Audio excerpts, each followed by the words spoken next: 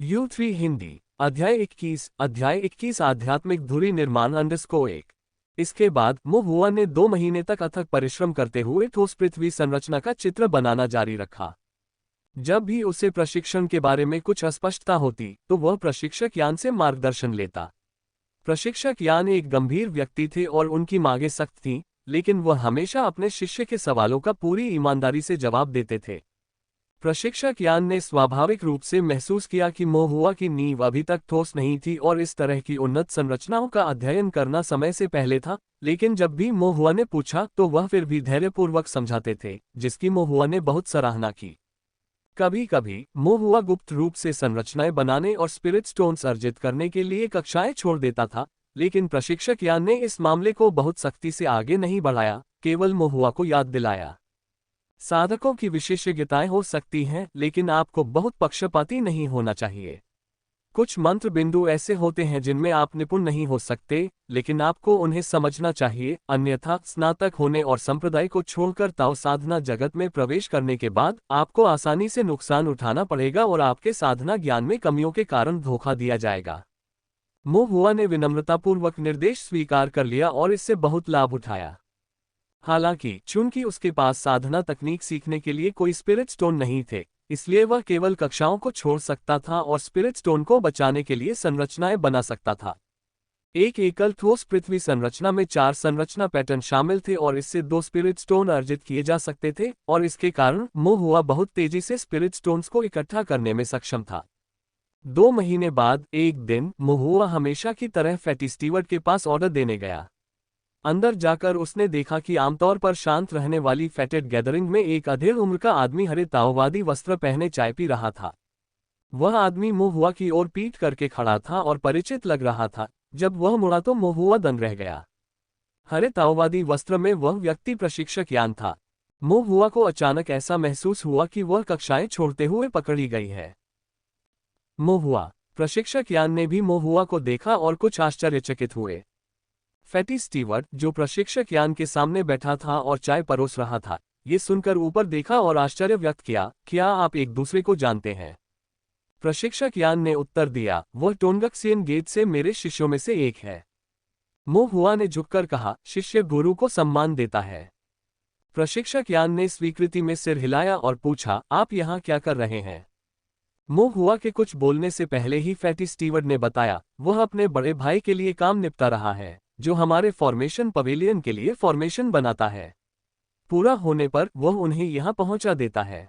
प्रशिक्षक यान ने सिर हिलाया और आगे कुछ नहीं पूछा। महुआ ने राहत की सांस ली, फिर फैटी स्टीवर्ट को गठन सौंप दिया, आत्मा पत्थर ले लिया और जल्दी से कहा, शिष्य अब विदा लेगा ताकि प्रशिक्षक को परेशान न किया जा सके। प्रशिक्षक यान को फैटी स्टीवर्ट से जरूर कोई बात करनी होगी। महुआ की व्यवहार कुशलता देखकर वह सिर हिलाए बिना नहीं रह सके और बोले, सेक में जल्दी लौट आओ और रास्ते में सावधानी बरतते रहो। महुआ ने सम्मानपूर्वक सहमति व्यक्त की, झुककर प्रणाम किया और फिर फॉर्मेशन पवेलियन से बाहर चले गए। महुआ के प्रस्थान की आकृति को देखते हुए फैटी स्टीवर्ट ने प्रशिक्षक यान से कहा, लड़का बहुत विनम्र और होशियार है। आप भाग्यशाली हैं कि आपने इतने अच्छे शिष्य को पढ़ाया है। प्रशिक्षक यान ने धीरे से हम कहा और फिर पूछा, तुमने कहा था कि उसका बड़ा भाई तुम्हारे लिए आकृतियां बनाता है। फैटी स्टीवर्ट ने महुआ द्वारा दिया गया सॉलिड अर्थ फॉर्मेशन निकाला और प्रशिक्षक यान को देखने के लिए दिया। ये काफी अच्छा बना है। जब प्रशिक्षक यान ने देखा कि यह एक ठोस पृथ्वी संरचना है तो वह थोड़ा आश्चर्यचकित हुए और बोले, क्या यह उनके बड़े भाई ने बनाया है? और क्या? फैटी स्टीवर्ट ने कहा, क्या तुम्हें सच में लगता है कि उसने इसे बनाया है? इस उम्र में अगर उसने अपनी सारी दिव्य इंद्रियां भी निकाल लीं, तब भी वह पूरी रचना नहीं बना सकता था। प्रशिक्षक यान ने सिर हिलाया और याद किया कि महुआ उनसे सॉलिड अर्थ फॉर्मेशन पर सलाह लेने आया था। ऐसा लग रहा था कि महुआ ने अपने बड़े भाई को सॉलिड अर्थ फॉर्मेशन पर काम करते देखा होगा और मन में कुछ शंकाएं लिए हुए उनसे सलाह लेने आया होगा। संरचनाओं के क्षेत्र में ज्ञान की प्यास होना अच्छी बात है, प्रशिक्षक यान ने मन ही मन सोचा। यदि वह ऐसी मानसिकता बनाए रख सके तो वह एक दिन संरचना में अवश्य ही कुछ हासिल कर लेगा। ये सोचकर प्रशिक्षक यान ने और ज्यादा पूछताछ न करने का फैसला किया। उसने सुनसान और शांत दुकान पर नजर डाली, फिर फैटी स्टीवर्ट की तरफ देखा और पूछा, क्या तुम सचमुच अपनी पूरी जिंदगी ऐसे ही बिताना चाहते हो? फैटी स्टीवर्ड ने उत्तर दिया, ताओ साधना के साधक साथी शिष्यों के रूप में तुम्हें मेरी बात समझनी चाहिए।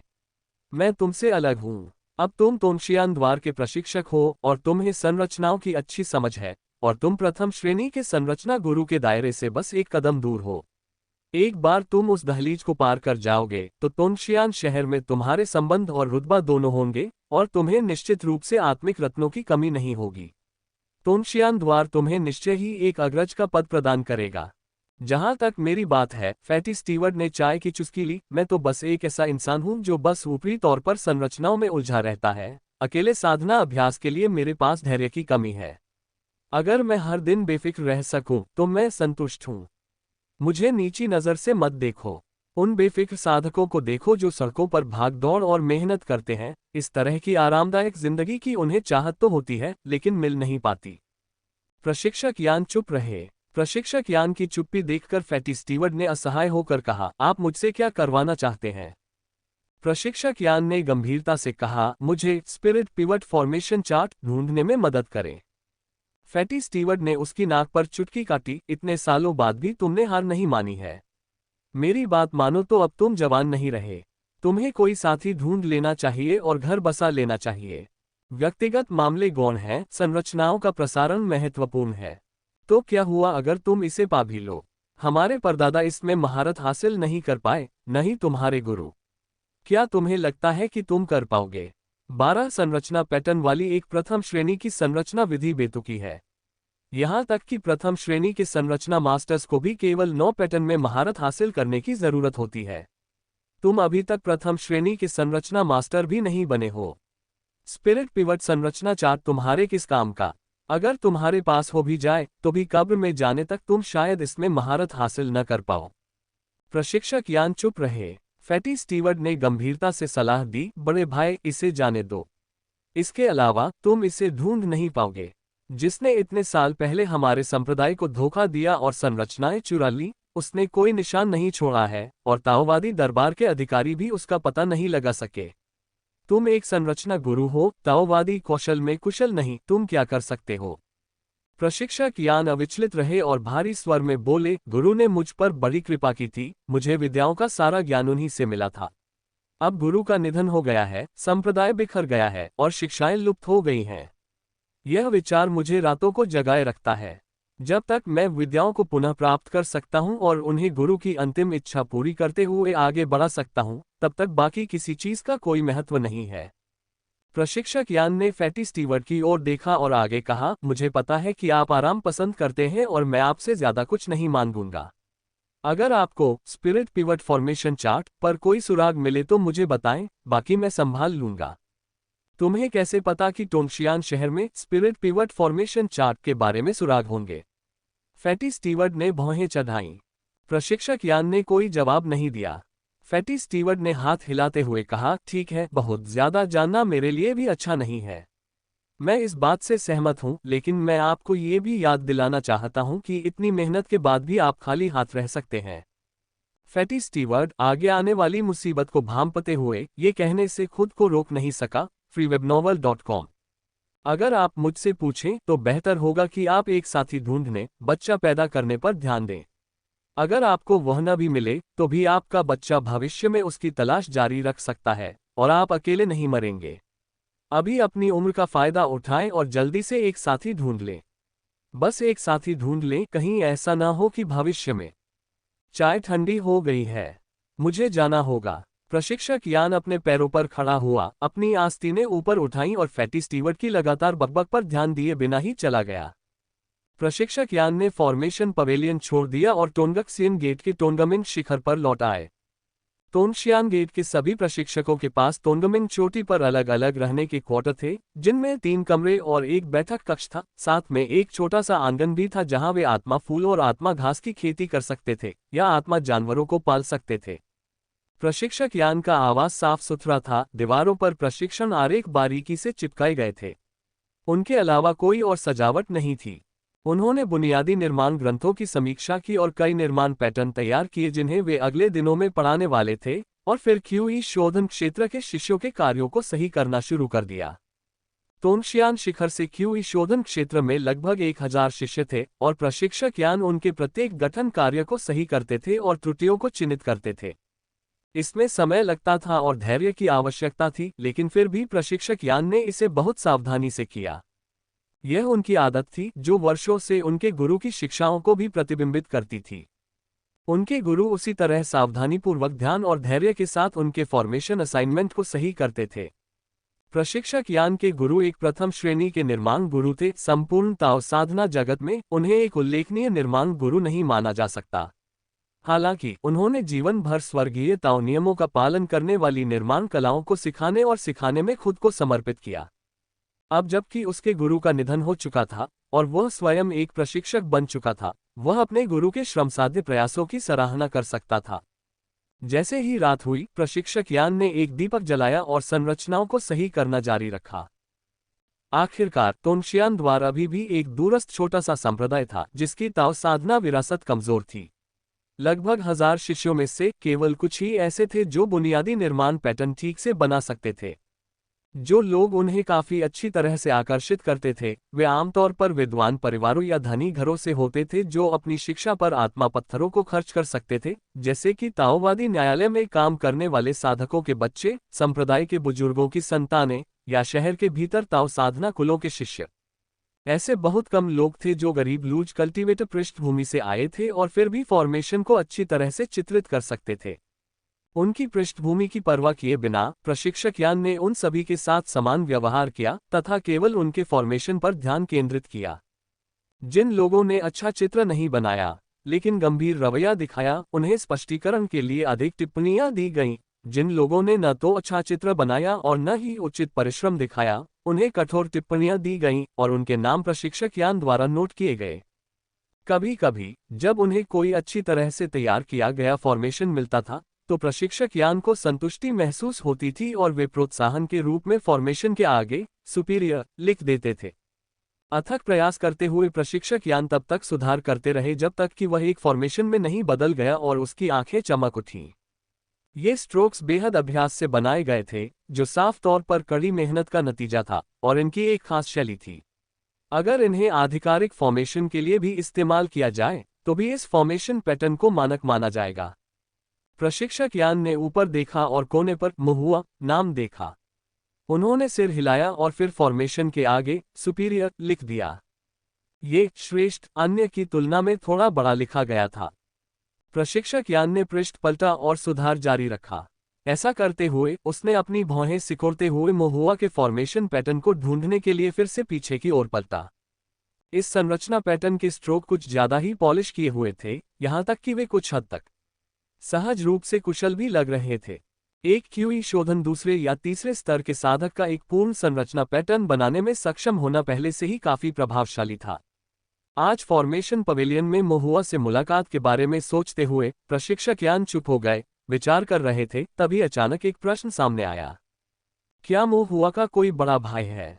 अगर उसका बड़ा भाई फॉर्मेशन बनाने में अच्छा है और वह भी, तो यह एक पारिवारिक कौशल होना चाहिए। लेकिन अगर मुझे ठीक से याद है तो मुहुआ एक गरीब लूज कल्टीवेटर परिवार से है। फॉर्मेशन की थोड़ी बहुत विरासत वाले किसी भी व्यक्ति के पारिवारिक हालात इतने खराब नहीं होंगे। उसका बड़ा भाई फॉर्मेशन पवेलियन में फॉर्मेशन बनाने में मदद कर सकता है, इसलिए टोंगक्सियन गेट में उसके पास भी फॉर्मेशन की प्रतिभा होनी चाहिए। मैं यहाँ लगभग 10 वर्षों से पढ़ा रहा हूँ और ऐसा लगता है कि मैंने इस व्यक्ति को नहीं पढ़ाया है।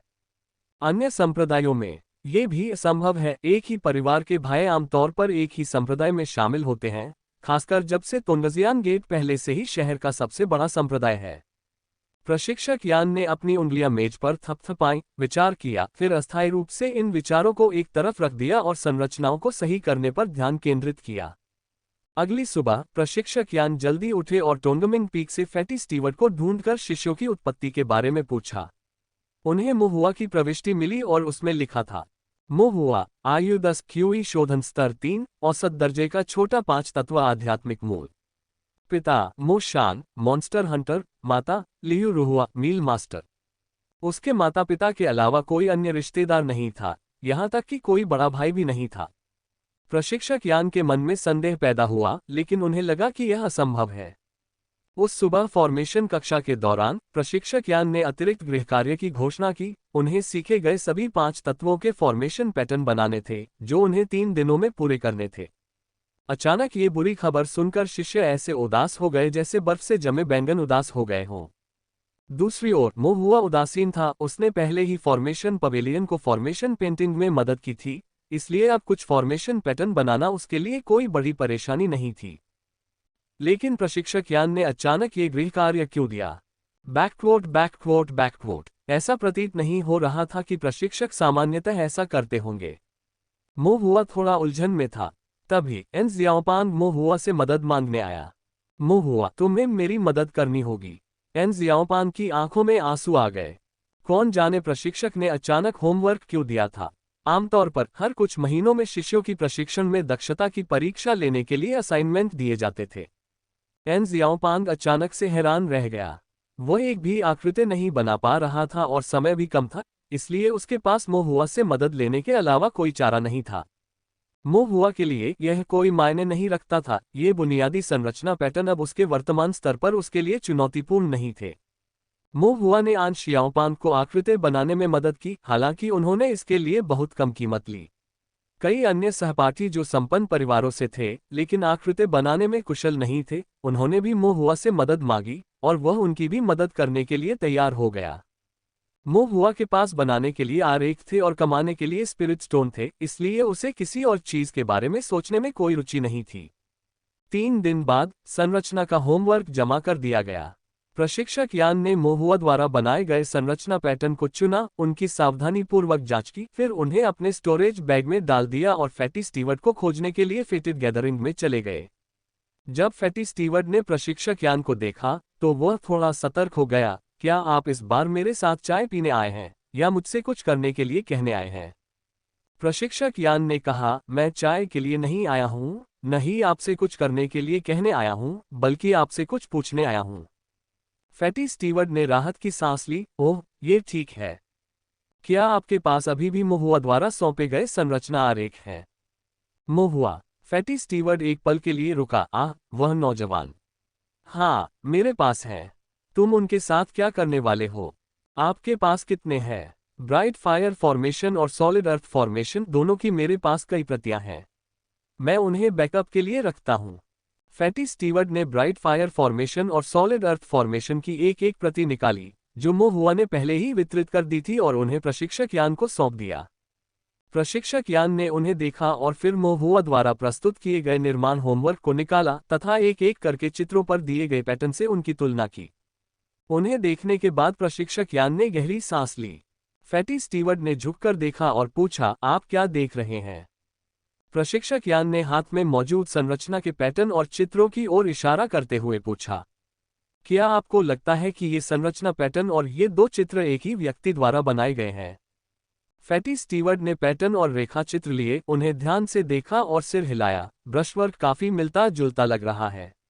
अगर कोई आश्चर्य की बात नहीं है तो ये एक ही व्यक्ति के होने चाहिए। freewebnovel.com। फैटी स्टीवर्ट रुका और फिर अचानक पूछा, क्या आप मोहुआ के बड़े भाई से मिले हैं? मोहुआ का कोई बड़ा भाई नहीं है। नहीं, बड़े भाई। तो फिर ये आकृतियां किसने बनाई? प्रशिक्षक यान ने फैटी स्टीवर्ट की ओर अर्थपूर्ण दृष्टि से देखा। फैटी स्टीवर्ट एक क्षण के लिए हिचकिचाया। आप ये तो नहीं कहना चाहते कि उन्होंने इन्हें स्वयं बनाया है ना? प्रशिक्षक यान ने सिर हिलाया। फैटी स्टीवर्ट एक पल के लिए चुप रहा, फिर उपहास करते हुए बोला, आप क्या बकवास कर रहे हैं? चलो उज्ज्वल अग्नि संरचना की बात नहीं करते। हो सकता है कि वह उसे बना सके, लेकिन ठोस पृथ्वी संरचना में 4 संरचना पैटर्न हैं। उसे इतनी दिव्य अनुभूति कहाँ से मिली? क्या उसके 2 सिर और चेतना के 2 सागर हैं या कुछ और? फैटी स्टीवर्ट ने प्रशिक्षक यान को संदेह से देखा और आगे कहा, क्या आप ये कहना चाह रहे हैं कि आपने क्यूई शोधन की तीसरी परत की प्रतिभा को सिखाया है जो संरचनाएं बना सकता है? क्या आप अपने चेहरे की महिमा करने की कोशिश कर रहे हैं? मैं आपको इतने सालों से जानता हूं, आप उस तरह के व्यक्ति नहीं हैं। प्रशिक्षक यान ने उसे ठंडेपन से देखा और उसके सामने बनी आकृतियों की ओर इशारा करते हुए कहा, तुमने कहा था कि ये आकृतियां और दोनों चित्र एक ही व्यक्ति के हाथ से बने हैं। ये आकृतियां मोहुआ ने बनाई थीं, तो फिर ये दोनों आकृतियां किसने बनाई? फैटी स्टीवर्ट स्तब्ध रह गया और उसे जवाब देने के लिए शब्द नहीं मिल रहे थे। अपनी बाईं ओर के संरचना पैटर्न और दाईं ओर के रेखाचित्रों को काफी देर तक देखने के बाद वह अंततः बुदबुदाया, ऐसा नहीं हो सकता।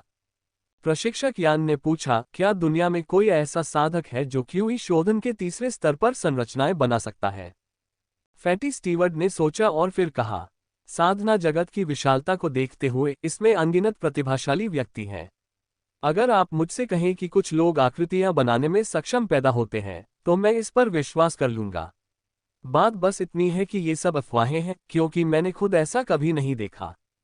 यहां तक कि असाधारण प्रतिभा वाले लोग, जो अपनी जड़ों को भूल जाते हैं और अपने स्वामी को धोखा देते हैं। मेरा मतलब है कि फॉर्मेशन मेथड अभिजात परिवारों में पैदा हुए लोग जो छोटी उम्र से ही फॉर्मेशन विधियां सीखते हैं, वे क्यूई शोधन के तीसरे स्तर तक पहुंचने तक 3 फॉर्मेशन पैटर्न वाले सरल फॉर्मेशन बना सकते हैं। इसके अलावा बड़े कुलीन कुलों और संप्रदायों की विरासत कई गुना गहरी होती है और उनके शिष्यों में निस्संदेह गठन विधियों में प्रतिभाएं होती हैं, वे आमतौर पर दिखावा नहीं करते हैं। प्रशिक्षक यान ने कहा, यदि ऐसा है तो मोहुआ के लिए क्यूई शोधन के तीसरे स्तर पर संरचनाएं बनाना असंभव नहीं है। फैटी स्टीवर्ट इसे स्वीकार नहीं करना चाहता था, लेकिन इस बिंदु पर उसे करना पड़ा। यद्यपि उसका बड़ा भाई यान जिद्दी था, फिर भी उसका दिमाग हमेशा सतर्क और निर्णय सटीक रहता था। अगर सच में ऐसा है तो यह अविश्वसनीय होगा। क्या आप कोई शिष्य नहीं बनाना चाहते? freewebnovel.com।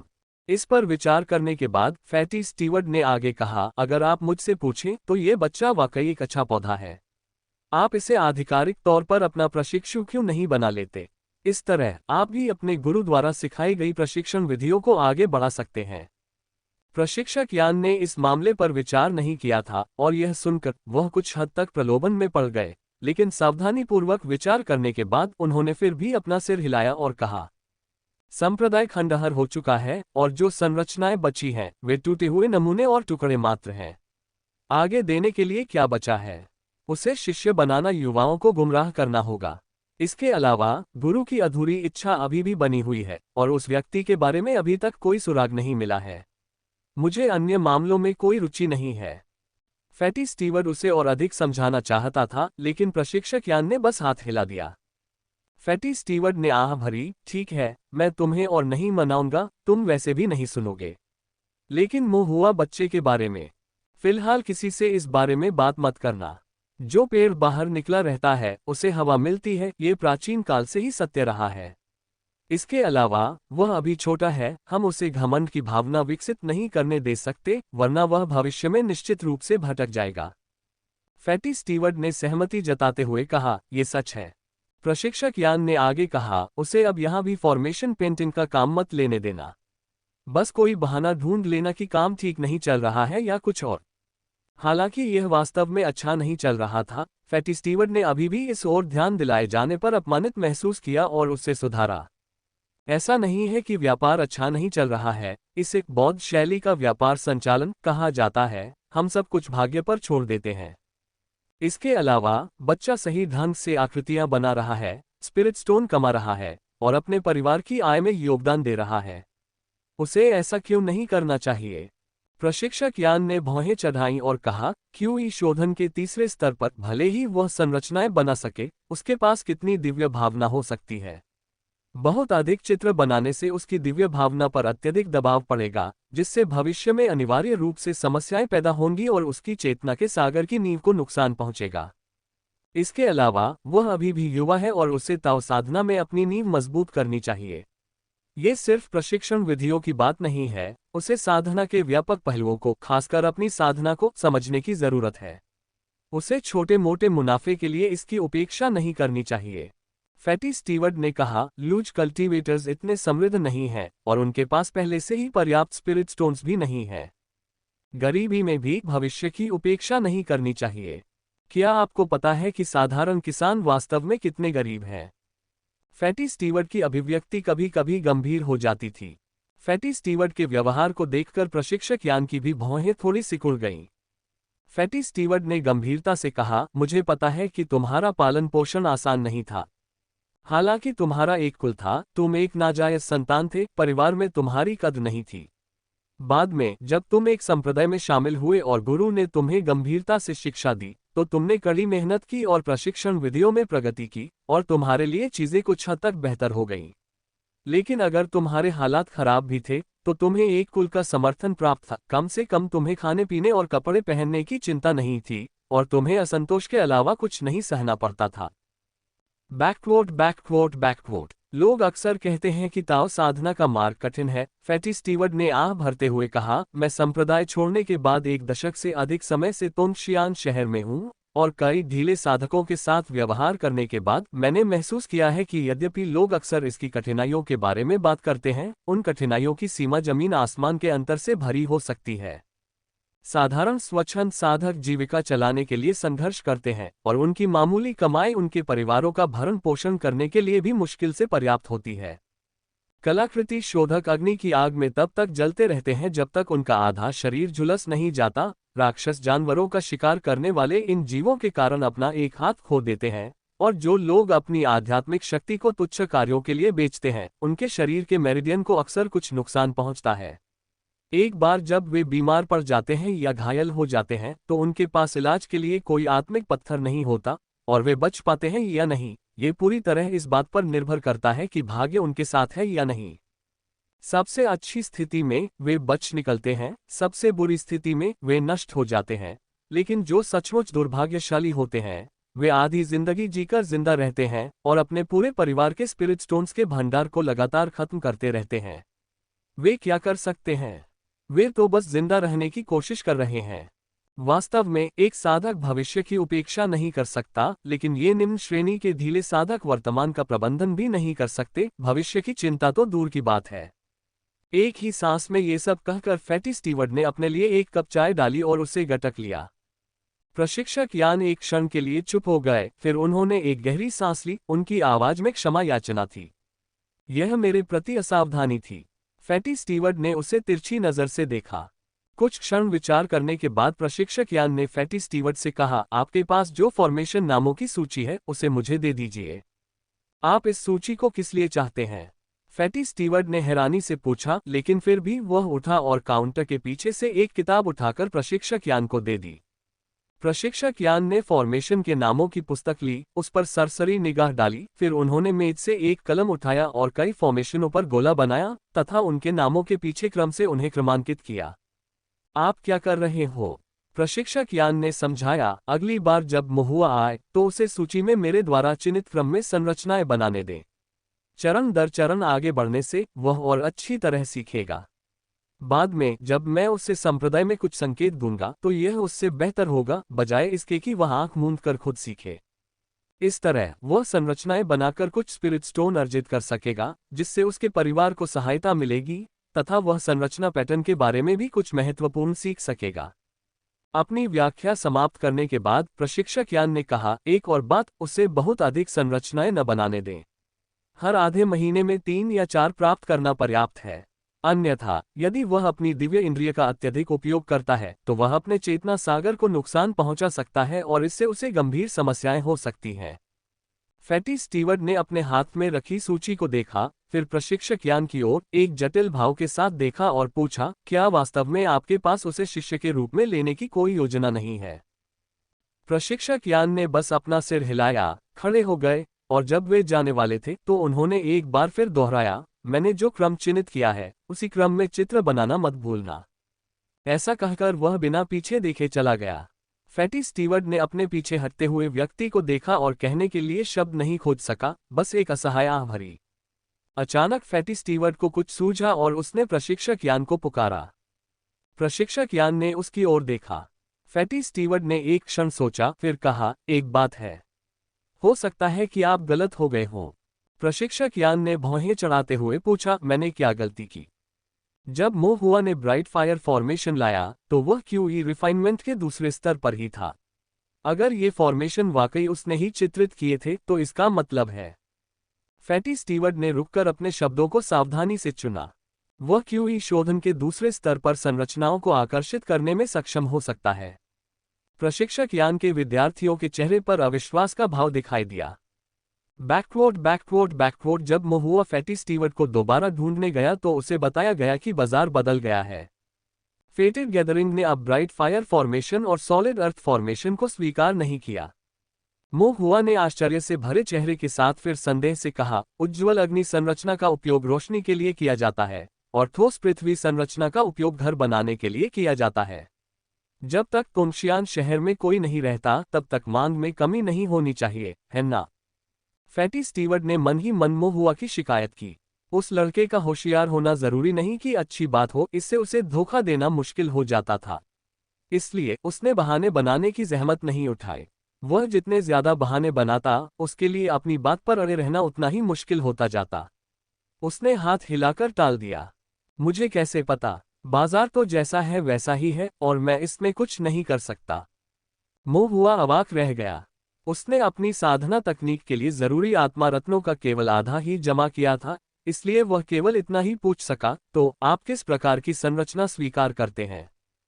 फैटी स्टीवर्ड ने खांसते हुए एक फॉर्मेशन डायग्राम निकाला, जिसके कवर पर लिखा था, gold and stone formation map.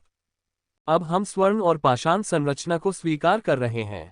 इसमें 4 संरचना पैटर्न भी शामिल हैं, जो ठोस पृथ्वी संरचना से बहुत अलग नहीं है। मो हुआ ने संरचना आरेख को देखा और पूछा, प्रबंधक, सोने और पत्थर की संरचना का उपयोग किस लिए किया जाता है? फैटी स्टीवर्ड ने कहा, ये कुछ हद तक सॉलिड अर्थ फॉर्मेशन जैसा ही है, जिसका इस्तेमाल साधकों के घरों या गुफाओं के दरवाजों, खिड़कियों और दीवारों को मजबूत बनाने के लिए भी किया जाता है। बस एक मिट्टी और लकड़ी को मजबूत बनाता है और दूसरा धातु और पत्थर को। मो हुआ ने अपनी भौहें सिकोड़ते हुए कहा, यदि यह कार्य में ठोस पृथ्वी संरचना के समान है और ठोस पृथ्वी संरचना अप्रयुक्त है, तो सोने और पत्थर संरचना की मांग क्यों होगी? मोटे स्टीवर्ड ने मो हुआ को घूरा और जिद से कहा, बाजार तो जैसा है वैसा ही है। इतने सवाल मत पूछो, बच्चे। तो फिर इस संरचना के लिए क्या प्रति सेट 3 स्पिरिट स्टोन भी हैं? ऐसा होना चाहिए था। फैटी स्टीवर्ड को थोड़ा अफसोस हुआ, लेकिन फिर भी उसने कीमत बढ़ा दी। तकनीकी रूप से ये 3 स्पिरिट स्टोन्स का होता है, लेकिन हाल ही में इनकी कमी हो गई है, इसलिए कीमत बढ़ गई है। अब प्रति सेट 4 स्पिरिट स्टोन्स हैं। हालांकि हम ज्यादा स्वीकार नहीं करते, हर आधे महीने में सिर्फ 5 सेट ही लेते हैं। दुर्लभ, फिर भी अधिक चित्र बनाने की अनुमति नहीं। मो हुआ को फैटी स्टीवर्ड थोड़ा अजीब लगा, लेकिन ये तो फेटेड गैदरिंग का काम था। उसे ज्यादा कुछ मांगने की जरूरत नहीं थी। जब तक वो स्पिरिट स्टोन्स कमा सकता था, तब तक कोई दिक्कत नहीं थी। यदि वह सभी पेंटिंग्स सफलतापूर्वक पूरी कर लेता, तो वह हर आधे महीने में 20 स्पिरिट स्टोन्स कमा सकता था, जो काफी बड़ी रकम थी।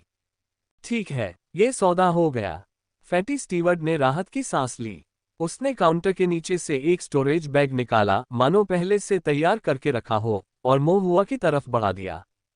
मो हुआ ने स्टोरेज बैग लिया, उसकी जांच की, पुष्टि की कि यह gold and stone formation map और कागज और स्याही के 5 सेट थे, फिर झुककर फैटी स्टीवर्ड को विदाई दी।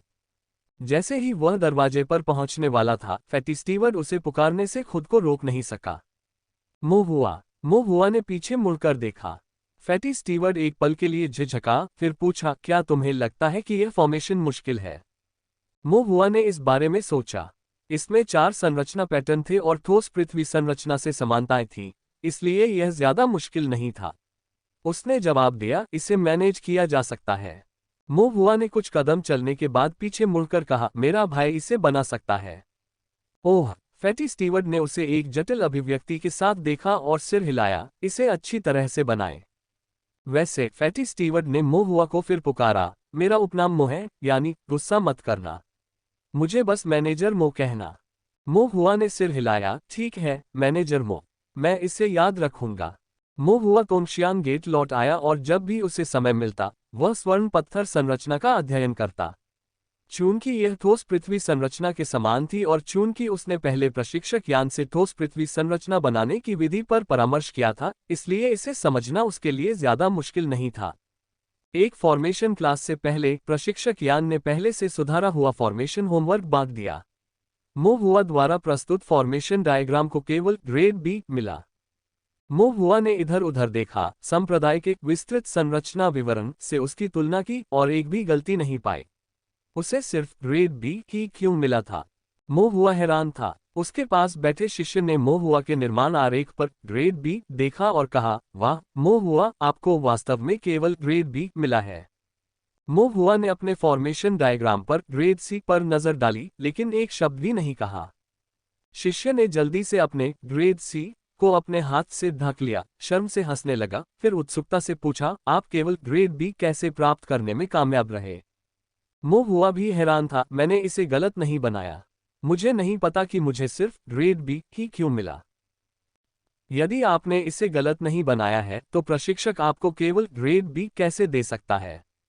मूव हुआ ने उसे फॉर्मेशन डायग्राम दिखाया, क्या तुम्हें कोई गलती दिख रही है?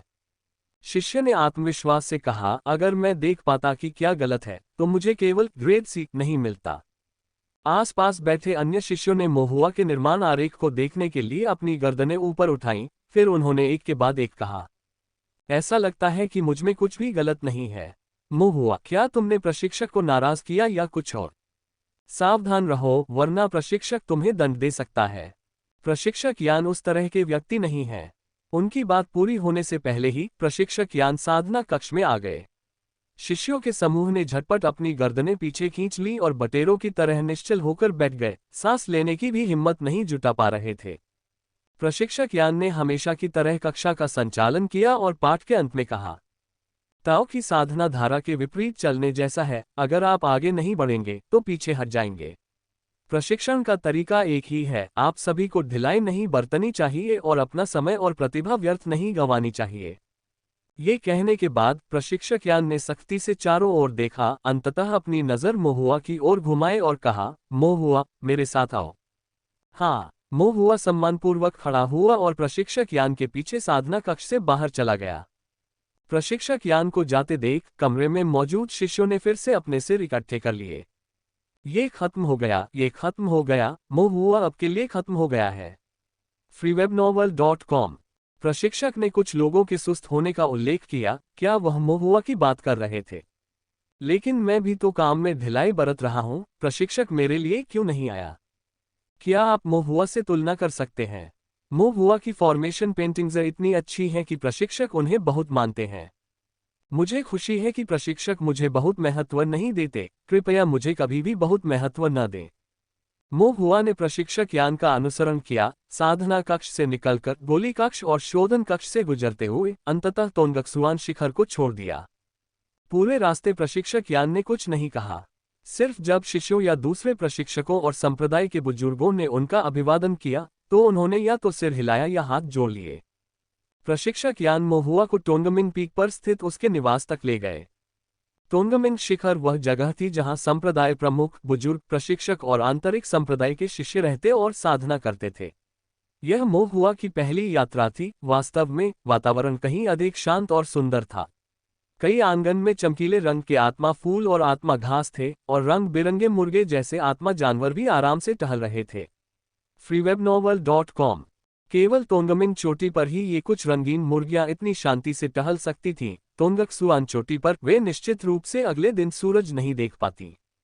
मोहुआ को श्वांगहू द्वारा दी गई जली हुई चिकन की टांग याद आ गई। प्रशिक्षक यान के घर के बाहर एक संरचना थी और दरवाजे पर एक छोटी सी बागुआ प्लेट लगी थी। इसे प्रशिक्षक यान ने ही लगाया होगा, क्योंकि दूसरे आंगन और घरों के दरवाजों पर यह प्लेट नहीं लगी थी। प्रशिक्षक यान ने बगुआ प्लेट पर कुछ बार अपनी उंगली फिराई, दरवाजे पर रोशनी चमकी और दरवाजा खुल गया। घर के अंदर पहुंचते ही प्रशिक्षक यान डेस्क के सामने बैठ गए और सीधे मोहुआ से पूछा, क्या आप फॉर्मेशन मास्टर बनना चाहते हैं? मोहुआ ने विनम्रता से उत्तर दिया, शिष्य की योग्यता सीमित है, मुझे डर है कि मैं फॉर्मेशन मास्टर नहीं बन सकता। प्रशिक्षक यान ने भौहें चढ़ाईं और कहा, चाहना और प्रतिभा होना दो अलग अलग बातें हैं। सिर्फ परिणाम को देखकर अपने मूल इरादे को मत छोड़ो। स्वर्ग में हर प्राणी का मरना तय है, तो क्या उन्हें जीना ही नहीं चाहिए? ये सुनकर मोहुआ ने गंभीरता से कहा, शिष्य एक फॉर्मेशन मास्टर बनना चाहता है। तुम क्यों ऐसा चाहते हो? साधना का मार्ग कठिन है। संरचनाएं आजीविका का साधन प्रदान कर सकती हैं और साधक अमर बनने के लिए स्वर्गीय दाव की खोज करते हैं, और संरचनाओं को समझने से स्वर्गीय दाव को समझने में मदद मिल सकती है। प्रशिक्षक यान ने भौहें चढ़ाईं और कहा, स्वर्गीय दाव बहुत दूर और मायावी है, साधक अपना पूरा जीवन इसके एक कोने की भी झलक पाने में असमर्थ रह सकते हैं। मोहुआ ने उत्तर दिया, जैसा कि प्रशिक्षक ने कहा है, ज्ञानोदय का मार्ग स्वर्ग में है, लेकिन उसकी खोज हमारे भीतर है। चूंकि साधक स्वर्गीय ताओ की खोज में है, इसलिए चाहे उन्हें अंततः ज्ञानोदय प्राप्त हो या न हो, उन्हें खोज का उत्साह नहीं खोना चाहिए। प्रशिक्षक यान एक पल के लिए चुप रहे, फिर सिर हिलाया। अब से हर कक्षा के बाद मेरे पास आना। आज तुम वापस जा सकते हो। हाँ, मुंह हुआ उलझन में था, लेकिन फिर भी उसने सम्मानपूर्वक झुककर विदा ली। प्रशिक्षक यान ने मोहुआ को जाते हुए देखा और काफी देर बाद सांस छोड़ते हुए कहा, वह वास्तव में एक आशाजनक बीज है। हुआ ताओ साधना कक्ष में वापस आकर बैठ गया। शिष्यों का एक समूह एक बार फिर अपनी गर्दनें उठाकर उसके चारों ओर इकट्ठा हो गया। मोहुआ, प्रशिक्षक तुमसे क्या चाहता था? क्या प्रशिक्षक ने तुम्हें दंड दिया? मोहुआ ने ईमानदारी से जवाब दिया, प्रशिक्षक ने मुझे हर दिन कक्षा के बाद उसे ढूंढने के लिए कहा था। एक शिष्य ने कहा, ऐसा इसलिए हुआ होगा क्योंकि आपने अपनी प्रशिक्षण की पढ़ाई में ढिलाई बरती है, इसलिए प्रशिक्षक नाराज हैं और वह चाहते हैं कि आप प्रतिदिन प्रशिक्षण का अभ्यास करें ताकि आप पीछे न हटें। कुछ शिष्यों ने सहानुभूति व्यक्त की, तब तो आप वास्तव में इसके लिए तैयार हैं, क्योंकि आपको हर दिन प्रशिक्षक की निगरानी में फॉर्मेशन पैटर्न बनाना होगा। हाँ, ये बहुत भयानक है। प्रशिक्षक की एक नज़र से ही मैं घबरा जाती हूँ, मुझे फॉर्मेशन पैटर्न बनाते हुए देखना तो दूर की बात है। मोहुआ ने भी गहरी सांस ली। ये देखकर अन्य शिष्यों ने मोहुआ को सांत्वना देना शुरू कर दिया। मोहुआ ने आह भरी, इसलिए नहीं कि उसे प्रशिक्षक की निगरानी में फॉर्मेशन पैटर्न बनाना था, बल्कि इसलिए कि प्रशिक्षक के पास प्रतिदिन जाने से उसके पास फॉर्मेशन पवेलियन के लिए फॉर्मेशन पैटर्न बनाकर स्पिरिट स्टोन अर्जित करने के लिए बहुत कम समय बचता।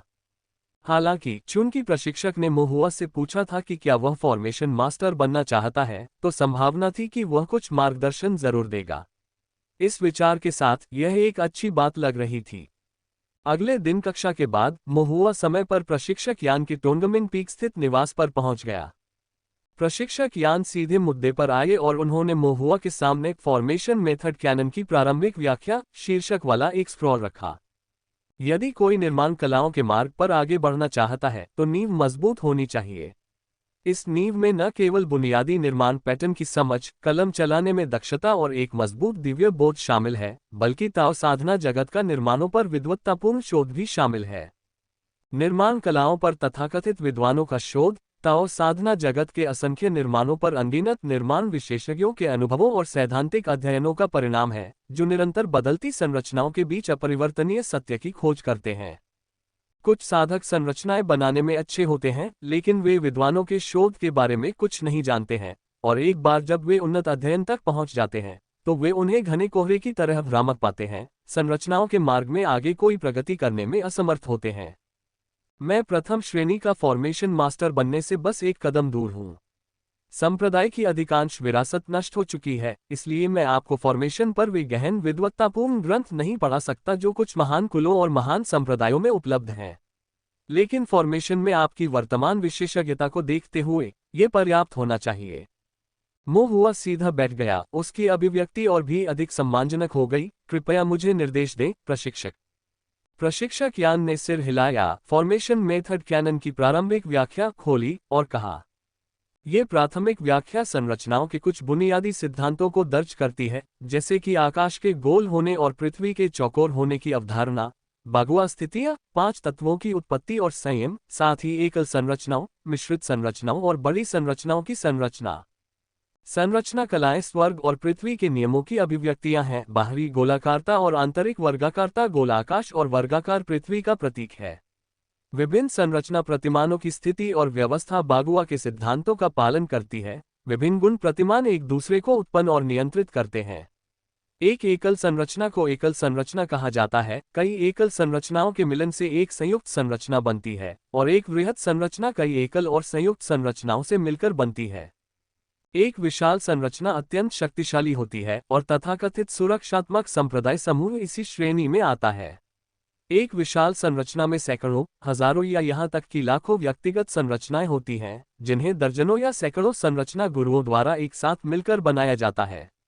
और केवल एक अत्यंत कुशल संरचना गुरु ही मुख्य संरचना गुरु के रूप में कार्य कर सकता है, जो विशाल संरचना के डिजाइन और उत्कीर्णन का संचालन करता है।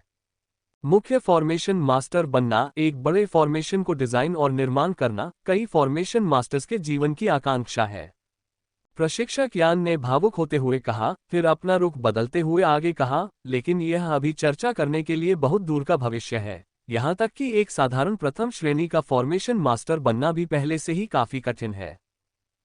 ये सुनकर मोहुआ को भी एक लालसा महसूस हुई। एकल संरचनाएं पहले से ही इतनी रहस्यमय थी, अगर हजारों संरचनाओं वाली एक बड़ी संरचना सक्रिय हो जाए तो ये किस तरह का दृश्य होगा। प्रशिक्षक यान ने गुरुत्वाकर्षण के माप के साथ मोहुआ को फॉर्मेशन विधि कैनन की प्रारंभिक व्याख्या देने से पहले थोड़ा हिचकिचाते हुए कहा, अभी के लिए निर्माण विधि की इस प्रारंभिक व्याख्या को लें, स्वयं इसका ध्यानपूर्वक अध्ययन करें और याद रखें, इसे किसी और के साथ साझा या चर्चा नहीं किया जाना चाहिए। इसके बाद प्रशिक्षक यान ने संरचनाओं के कुछ बुनियादी सिद्धांतों को समझाया और फिर मोहुआ को जाने दिया। मोहुआ शिष्य निवास में लौट आया। उसके हाथ में प्रशिक्षण विधि सिद्धांत की प्रारंभिक व्याख्या की पतली सी पुस्तक थी, फिर भी वह अविश्वसनीय रूप से भारी लग रही थी। पहली बार उसे ताओवादी साधना विरासत के महत्व का एहसास हुआ। बिना किसी सिखाने वाले के इन बातों को समझने में ही पूरी जिंदगी लग सकती थी, और वह सिर्फ एक साधारण शिष्य था। फिर भी प्रशिक्षक यान अपने मार्गदर्शन में इतने ईमानदार थे, जिससे मोहुआ को और भी अधिक कृतज्ञता महसूस हुई। मोहुआ ने अपने मन को शांत किया, फॉर्मेशन मेथड कैनन की प्रारंभिक व्याख्या को शब्दशः पढ़ा और जो कुछ भी उसे समझ में नहीं आया उसे नोट कर लिया और अगले दिन प्रशिक्षक से पूछने की तैयारी की। सोने से पहले मोहुआ ने स्वर्ण और पत्थर निर्माण मानचित्र निकाला, उसके अंदर के निर्माण पैटर्न को याद किया, अपनी आंखें बंद की और चेतना के सागर में स्टील पर स्वर्ण पत्थर निर्माण का अभ्यास किया। गोल्ड स्टोन फॉर्मेशन में केवल 4 फॉर्मेशन पैटर्न थे, जो बहुत कठिन नहीं थे, लेकिन पैटर्न से परिचित होने और उनका अभ्यास करने में समय लगा। संरचना की प्रारंभिक व्याख्या के कारण मोहुआ को स्वर्ण और पत्थर संरचना मानचित्र बनाते समय अपने विचार अधिक स्पष्ट लगे। चारों संरचना पैटर्न पश्चिम दिशा में इसलिए रखे गए थे क्योंकि पश्चिम दिशा धातु से जुड़ी है, जो स्वर्ण और पाषाण संरचना मानचित्र के गुणों के अनुकूल है। विशिष्ट आरेखन विधि में षट्भुजों पर भी विशेष ध्यान दिया गया था। इससे पहले मोहुआ केवल संरचना आरेख का अनुसरण करना जानता था, यह नहीं समझता था कि इसे इस तरह क्यों बनाया गया है, लेकिन अब उसे गहरी समझ प्राप्त हो गई है। अगले दिन मोहुआ तोंगमिन चोटी पर गया। प्रशिक्षक यान ने फॉर्मेशन डिस्कशंस से कुछ प्रश्न चुने और मोहुआ से पूछे, जिन्होंने हर एक के उत्तर दिए, ये पुष्टि करते हुए कि मोहुआ ने फॉर्मेशन मेथड कैनन को अच्छी तरह पढ़ लिया है। प्रशिक्षक यान ने सहमति में सिर हिलाए बिना नहीं रह सके। फिर मोहुआ ने कुछ सवाल जो उसने नोट किए थे प्रशिक्षक यान से पूछे। प्रशिक्षक ने हर सवाल का जवाब दिया और वह ज्यादा आश्वस्त लग रहा था। तीसरे दिन जब मोहुआ पुनः गई तो प्रशिक्षक यान ने विशिष्ट संरचनाओं का उदाहरण के रूप में उपयोग किया तथा मोहुआ के लिए संरचनाओं के बारे में कुछ बुनियादी सिद्धांतों को समझने हेतु उनका विश्लेषण किया।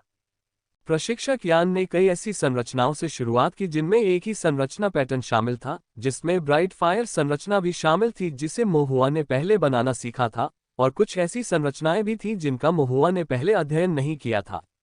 फिर उन्होंने ऐसी संरचनाओं की ओर रुख किया जिनमें 2 पैटर्न शामिल थे, और ये सभी मोहुआ के लिए नए थे और उन्होंने ध्यान से सुना। 4 संरचना पैटर्न वाली संरचनाओं में प्रशिक्षक ने सबसे पहले सॉलिड अर्थ संरचना का जिक्र किया, जिसके बारे में मोहुआ ने पहले भी सलाह ली थी। हालांकि मोहुआ इसमें काफी निपुण हो चुका था, लेकिन अब जब उसने प्रशिक्षक का स्पष्टीकरण सुना तो उसे एहसास हुआ कि उसकी पिछली समझ सही थी और पैटर्न के पीछे के सिद्धांतों की गहरी समझ का अभाव था। ठोस पृथ्वी संरचना पर चर्चा के बाद प्रशिक्षक यान ने स्वर्ण पत्थर संरचना का उल्लेख किया। स्वर्ण शिला संरचना का उद्देश्य ठोस पृथ्वी संरचना के समान है। धातु, लकड़ी, जल, अग्नि और पृथ्वी के पंचतत्वों में से पृथ्वी धातु उत्पन्न करती है। इसलिए जब साधक अपने गुफा आवास और कमरे बनाते हैं तो वे नींव को मजबूत करने के लिए ठोस पृथ्वी संरचना का और इमारतों को मजबूत बनाने के लिए स्वर्ण शिला संरचना का उपयोग करते हैं। चूंकि पृथ्वी धातु उत्पन्न करती है, इसलिए संरचनाओं की प्रभावशीलता बढ़ जाती है। इन दोनों संरचनाओं को एक दूसरे को समझने के लिए संदर्भित किया जा सकता है। जैसे ही मोहुआ ने सुना, उसकी समझ अचानक साफ हो गई। प्रशिक्षक यान ने 2 घंटे तक व्याख्यान दिया और फिर कई गृहकार्य सौंपे तथा मोहुआ से कहा कि वह जाने से पहले संरचनाओं के बीच पीढ़ी और संयम के कुछ उदाहरण ढूंढे। शिष्य के निवास पर लौटने के बाद मोहुआ खुद को उलझन में महसूस करने से नहीं रोक सका। प्रशिक्षक यान द्वारा उद्धृत अधिकांश संरचनाएं वे थीं जिन्हें उन्होंने फॉर्मेशन पवेलियन के लिए चित्रित किया था। उज्ज्वल अग्नि संरचना और ठोस पृथ्वी संरचना का तो जिक्र ही नहीं, बल्कि फैटी स्टीवर्ड ने उसे स्वर्ण पत्थर संरचना भी बनाने को कहा था। और आज प्रशिक्षक ने उसे विशेष रूप से स्वर्ण और पाषाण संरचना मानचित्र समझाया, हालांकि यह 5 तत्वों की उत्पत्ति और संयम के बीच के संबंध को दर्शाने के लिए था। फिर भी ये बहुत संयोग था। क्या प्रशिक्षक और फैटी स्टीवर्ड के बीच कोई रिश्ता है? क्या प्रशिक्षक को पहले से पता था कि फैटेड गैदरिंग के लिए वे आकृतियां मैंने ही बनाई थीं? मो हुआ ने मन ही मन सोचा। हुआ अपनी दैनिक कक्षाओं के बाद प्रशिक्षक यान के पास व्यू रचना सिद्धांत का अध्ययन करने और संरचनाओं के बारे में प्रश्न पूछने जाता था। प्रशिक्षक यान के स्पष्टीकरण से मो हुआ ने स्वर्ण पत्थर संरचना बहुत जल्दी सीख ली और अपने चेतना सागर में स्तंभ पर बार बार अभ्यास करने की क्षमता के साथ उसे 5 स्वर्ण और पाषाण संरचना आरेखों को पूरा करने में लगभग 10 दिन लगे। चूंकि उसके पास बहुत समय था, मो हुआ ने सावधानी से चित्र बनाया, इसलिए वह केवल एक बार असफल हुआ और सामग्री की लागत घटाने के बाद लगभग 12 स्पिरिट स्टोन अर्जित किए।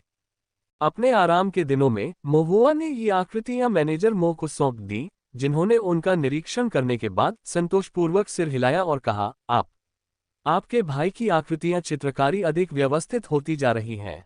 मो हुआ ने मैनेजर मो को संदेह से देखा। न जाने क्यों मैनेजर मो को उसकी नजरों के सामने कुछ दोषी सा महसूस हुआ। खांसी आए और हाथ हिलाते हुए कहा, अगर और कुछ नहीं है तो संप्रदाय में वापस चले जाओ, मैं यहाँ काफी व्यस्त हूँ। मो हुआ ने खाली फैटेड गैदरिंग पर नजर डाली, जहाँ एक भी ग्राहक नहीं था, और उत्सुकता से पूछा, यहाँ कोई ग्राहक नहीं है ना? मैनेजर मो, आप किस काम में व्यस्त हैं? मैनेजर मो को लगा कि उनकी प्रबंधन शैली ज़ेन जैसी व्यावसायिक परिचालनों के बारे में थी, जो मूल रूप से केवल खराब व्यवसाय से भिन्न थी।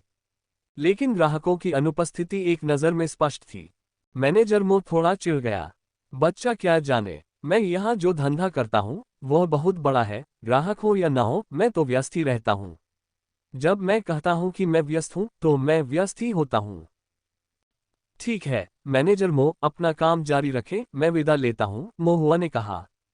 मो हुआ ने विदा ली और कुछ कदम चलने के बाद अचानक पीछे मुड़कर पूछा, वैसे मैनेजर मो, क्या आप प्रशिक्षक यान से अच्छी तरह परिचित हैं? मैनेजर मो को थोड़ा अपराधबोध हुआ और उन्होंने कहा, ऐसा नहीं है, हम बस कुछ सैट सदस्यों जैसा दोस्ताना व्यवहार रखते हैं। उसका स्वभाव बहुत गुस्सैल है और वो बहुत जिद्दी है।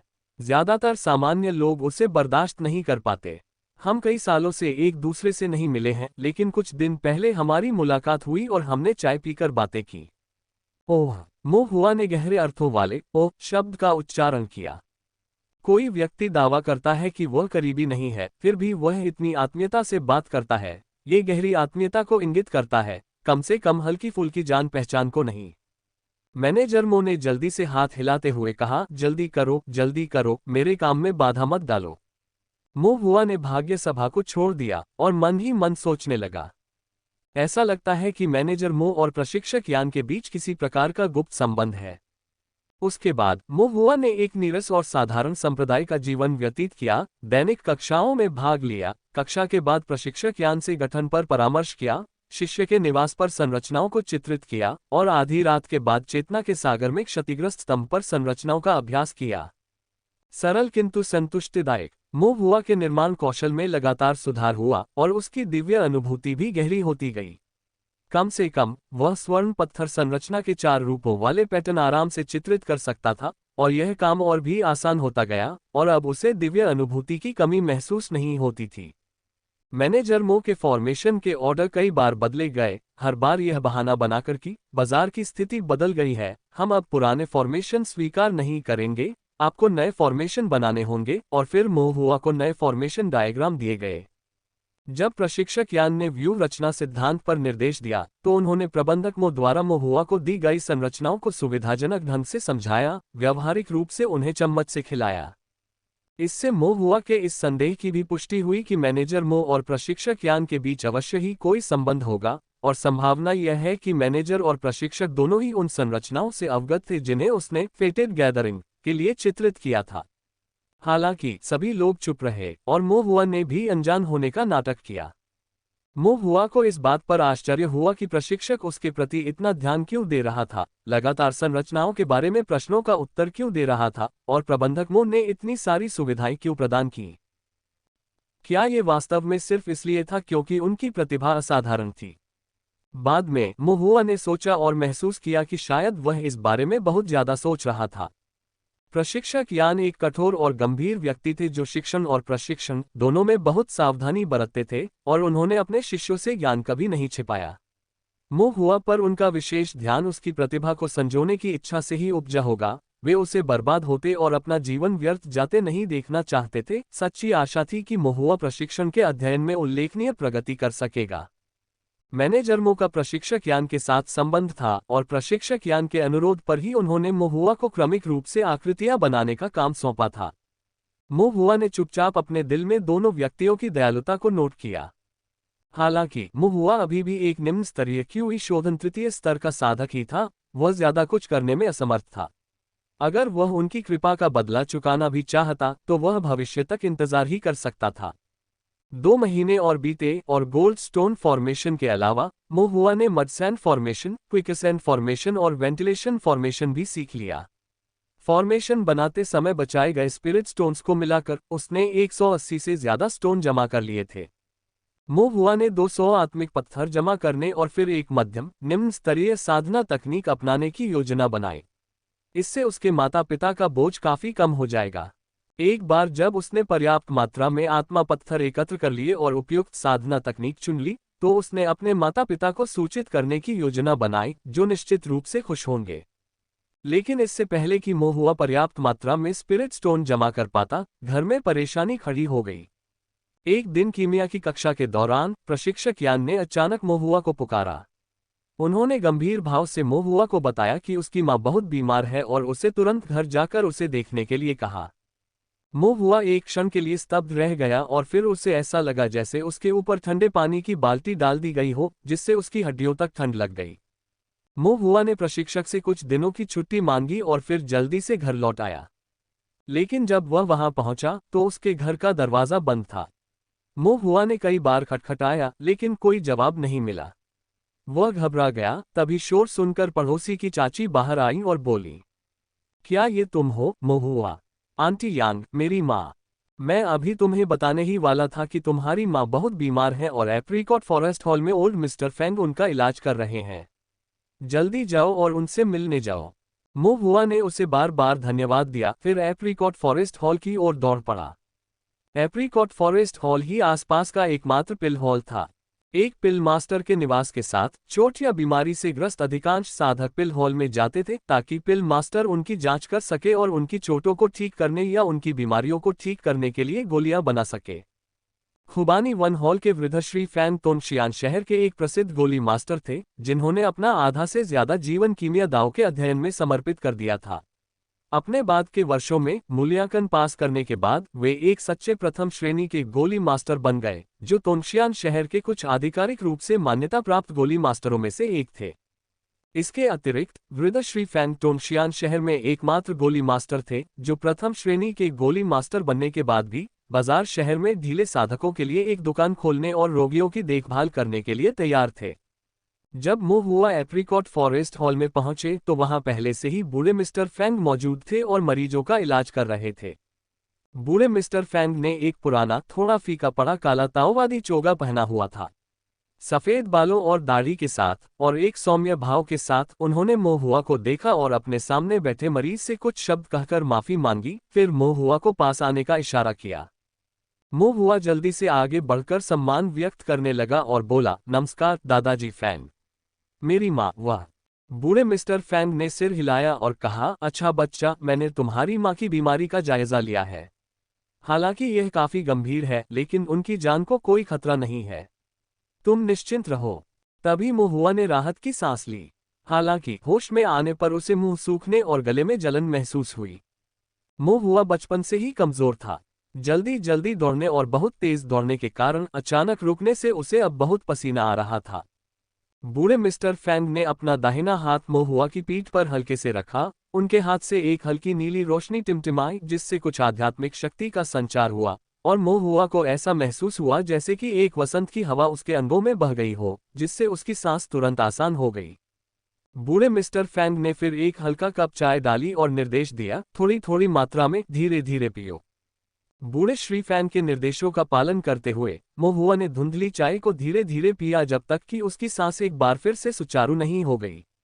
आपकी माँ ने बहुत अधिक काम किया है, आध्यात्मिक शक्ति का उपयोग करके लंबे समय तक चूल्हा जलाया है, जिससे गर्मी के कारण उनके हृदय और फेफड़ों को नुकसान पहुंचा है, जिससे उन्हें खांसी, कमजोरी और सांस लेने में कठिनाई हो रही है।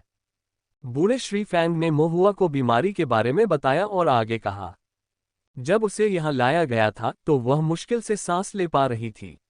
मैंने कुछ गोलियां बनाई हैं जिनसे उसकी हालत में अस्थायी रूप से आराम मिला है। अभी चिंता करने की जरूरत नहीं है, लेकिन आगे उसे उचित देखभाल की जरूरत है। वह अब चूल्हा जलाने के लिए आध्यात्मिक शक्ति का इस्तेमाल नहीं कर सकती और वह अब फूड बिल्डिंग की रसोई में काम भी नहीं कर सकती, वरना उसका दिल और फेफड़े अंततः पूरी तरह से ठीक नहीं हो पाएंगे।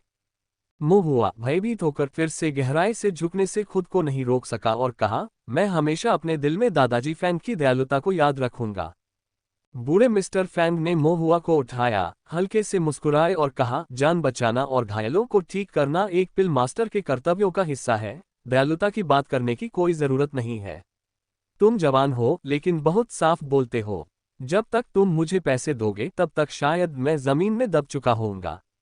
मोहुआ ने राहत की सांस ली और मुस्कुराते हुए जवाब दिया, दादाजी फैंग, आपके दयालु हृदय के साथ आप निश्चित रूप से कुछ 100 साल और जीवित रहेंगे। बूढ़े मिस्टर फैंग खिलखिलाकर हंसे, तुम बचपन से ही चिकनी चुपड़ी बातें करते रहे हो। मेरी माँ फूड बिल्डिंग की रसोई में दिन में केवल 4 घंटे काम करती हैं, वह पहले हमेशा ठीक रहती थी, तो फिर उनके दिल और फेफड़ों को अचानक इतनी गंभीर क्षति कैसे पहुंच गई? मोहुआ ने पूछा। बूढ़े मिस्टर फैंग ने जवाब दिया, मैंने फूड बिल्डिंग के रसोइयों से पूछा था और इस साल से आपकी माँ के काम के घंटे 4 से बढ़कर 6 हो गए हैं।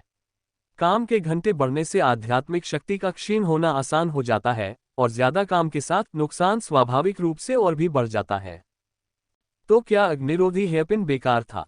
क्या आप अपनी माँ द्वारा पहने जाने वाले हेयरपिन की बात कर रहे हैं? बूढ़े श्री फैंग ने अपनी दाढ़ी को सहलाया और सिर हिलाकर समझाया। हेयरपिन वाकई उपयोगी है, लेकिन वह अग्नि प्रतिरोधी हेयरपिन एक सामान्य आध्यात्मिक कलाकृति है जिसका कोई दर्जा नहीं है और इसकी प्रभावशीलता सीमित है। हालांकि यह अच्छा है कि उसके पास हेयरपिन था, वरना उसकी हालत और भी खराब होती और अगर वह ठीक भी हो जाती तो भी उसके हृदय और फेफड़ों में समस्याएं बनी रहती।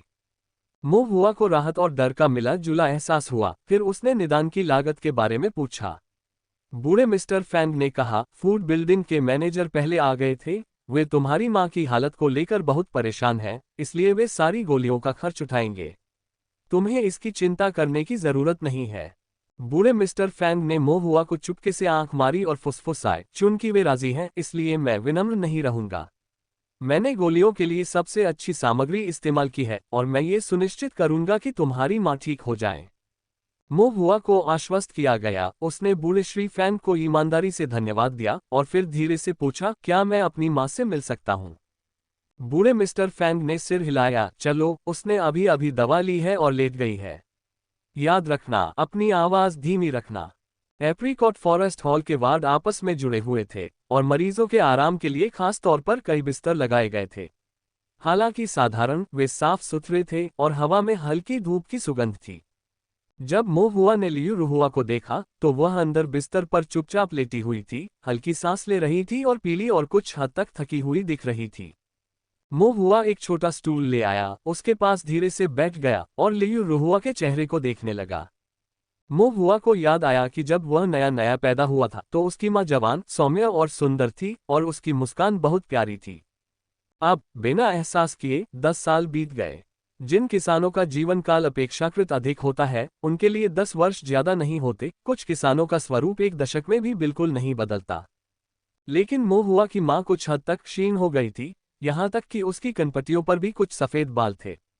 वह अपने बारे में धीरे धीरे बड़ा होता जा रहा था, जबकि उसके माता पिता उसकी जानकारी के बिना ही बूढ़े हो गए थे। जब तक उसे इसका एहसास हुआ तब तक वे वैसे नहीं दिखते थे जैसे उसकी यादों में दिखते थे।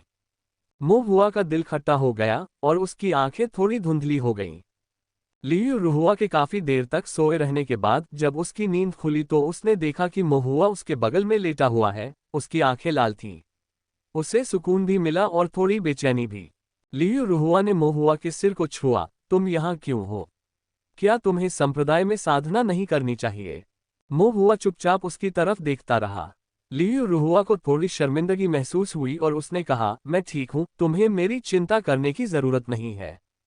बूढ़े मिस्टर फैंग ने कहा कि आपको हर दिन 6 घंटे फूड बिल्डिंग की रसोई में मदद करनी होगी। 6 घंटे तो कुछ भी नहीं है। हमारे मोहल्ले के चाचा चाचियों को देखो, उनके काम कभी कभी और भी मुश्किल होते हैं। तुम्हारे पापा तो राक्षसों का शिकार करने निकल जाते हैं और कभी कभी तो कई दिन रात सोते ही नहीं। सब ऐसे ही हैं। मो हुआ ने सिर हिलाया। माँ, आपकी तबीयत ठीक नहीं है, आप पहले जैसी कैसे हो सकती हैं? क्या इसलिए कि हमारे घर में स्पिरिट स्टोन्स की कमी है? लियू रुहुआ ने धीरे से आह भरी। घर में स्पिरिट स्टोन्स की कमी तो नहीं है, लेकिन आप साधना तकनीक सीखने वाले हैं, है ना?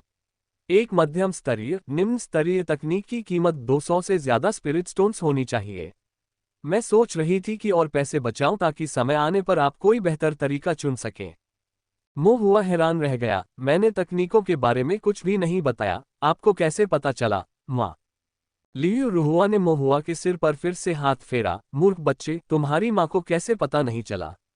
तुमने इसलिए नहीं बताया क्योंकि तुम समझदार हो, लेकिन तुम्हारे पिता और मुझे स्वाभाविक रूप से तुम्हारे लिए आगे की सोचनी होगी। तुम्हारे पिता और मैं दोनों ही अभी क्यूई शोधन क्षेत्र में हैं, इसलिए हम तुम्हें सर्वश्रेष्ठ नहीं दे सकते, लेकिन अपनी क्षमता के दायरे में हम तुम्हें कुछ बेहतर देना चाहते हैं। मो हुआ की नाक में खट्टापन महसूस हुआ। फिर उसने एक स्टोरेज बैग निकाला और कहा, माँ, मैं इससे खुद कमा सकता हूँ, मैंने पहले ही 180 स्पिरिट स्टोन कमा लिए हैं। freewebnovel.com। इस बार लियू रुहुआ हैरान रह गई।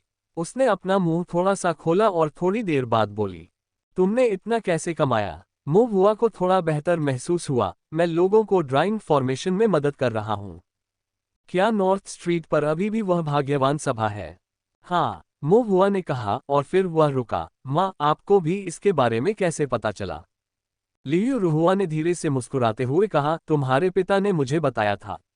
उन्होंने तुम्हें उस दिन इतने सारे स्पिरिट स्टोन निकालते देखा था और उन्हें शक था कि कोई तुम्हें गलत इरादे से धोखा दे रहा है।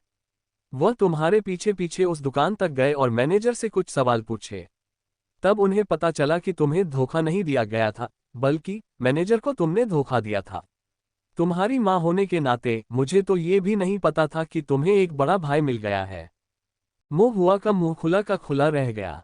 उसे लगा जैसे उसने सब कुछ राज रखा था, लेकिन आखिरकार उसने कुछ भी नहीं छिपाया था। उसे तो ये भी नहीं पता था कि उसके पिता कब उसके पीछे पीछे फॉर्मेशन पवेलियन तक आ गए थे। लियू रुहुआ ने मो हुआ के चेहरे को सहलाया और संतुष्ट भाव से कहा, जब तुम छोटी थी, इतनी छोटी और दुबली पतली, तो मुझे चिंता होती थी कि तुम्हें तंग किया जाएगा और भविष्य में तुम कैसे गुजारा करोगी, इसकी भी चिंता रहती थी।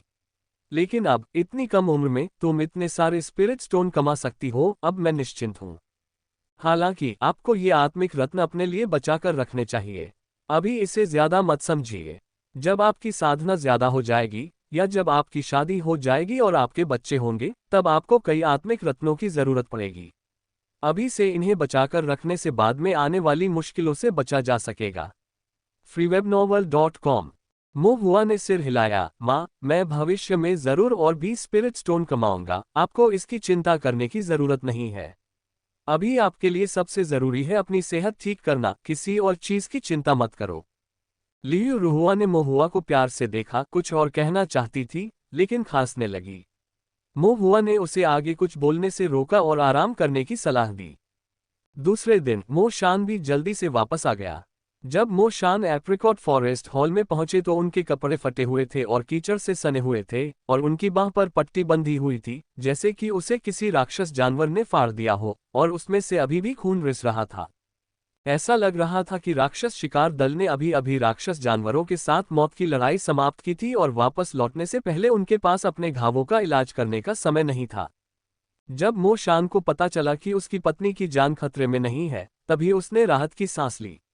बूढ़े मिस्टर फैंग ने लियू रुहुआ की हालत देखने के बाद मो शान की बांह के जख्मों का इलाज भी किया। कई दिनों बाद लियू रुहुआ को शांतिपूर्वक स्वास्थ्य लाभ के लिए घर लौटने की अनुमति दे दी गई। वृद्ध श्री फैंग के निर्देशों के अनुसार उसे हल्का आहार लेना था, खुद पर ज्यादा जोर नहीं डालना था, समय पर गोलियां लेनी थी और इसी तरह उसे 1 महीने तक अपनी आध्यात्मिक शक्ति का उपयोग नहीं करना था।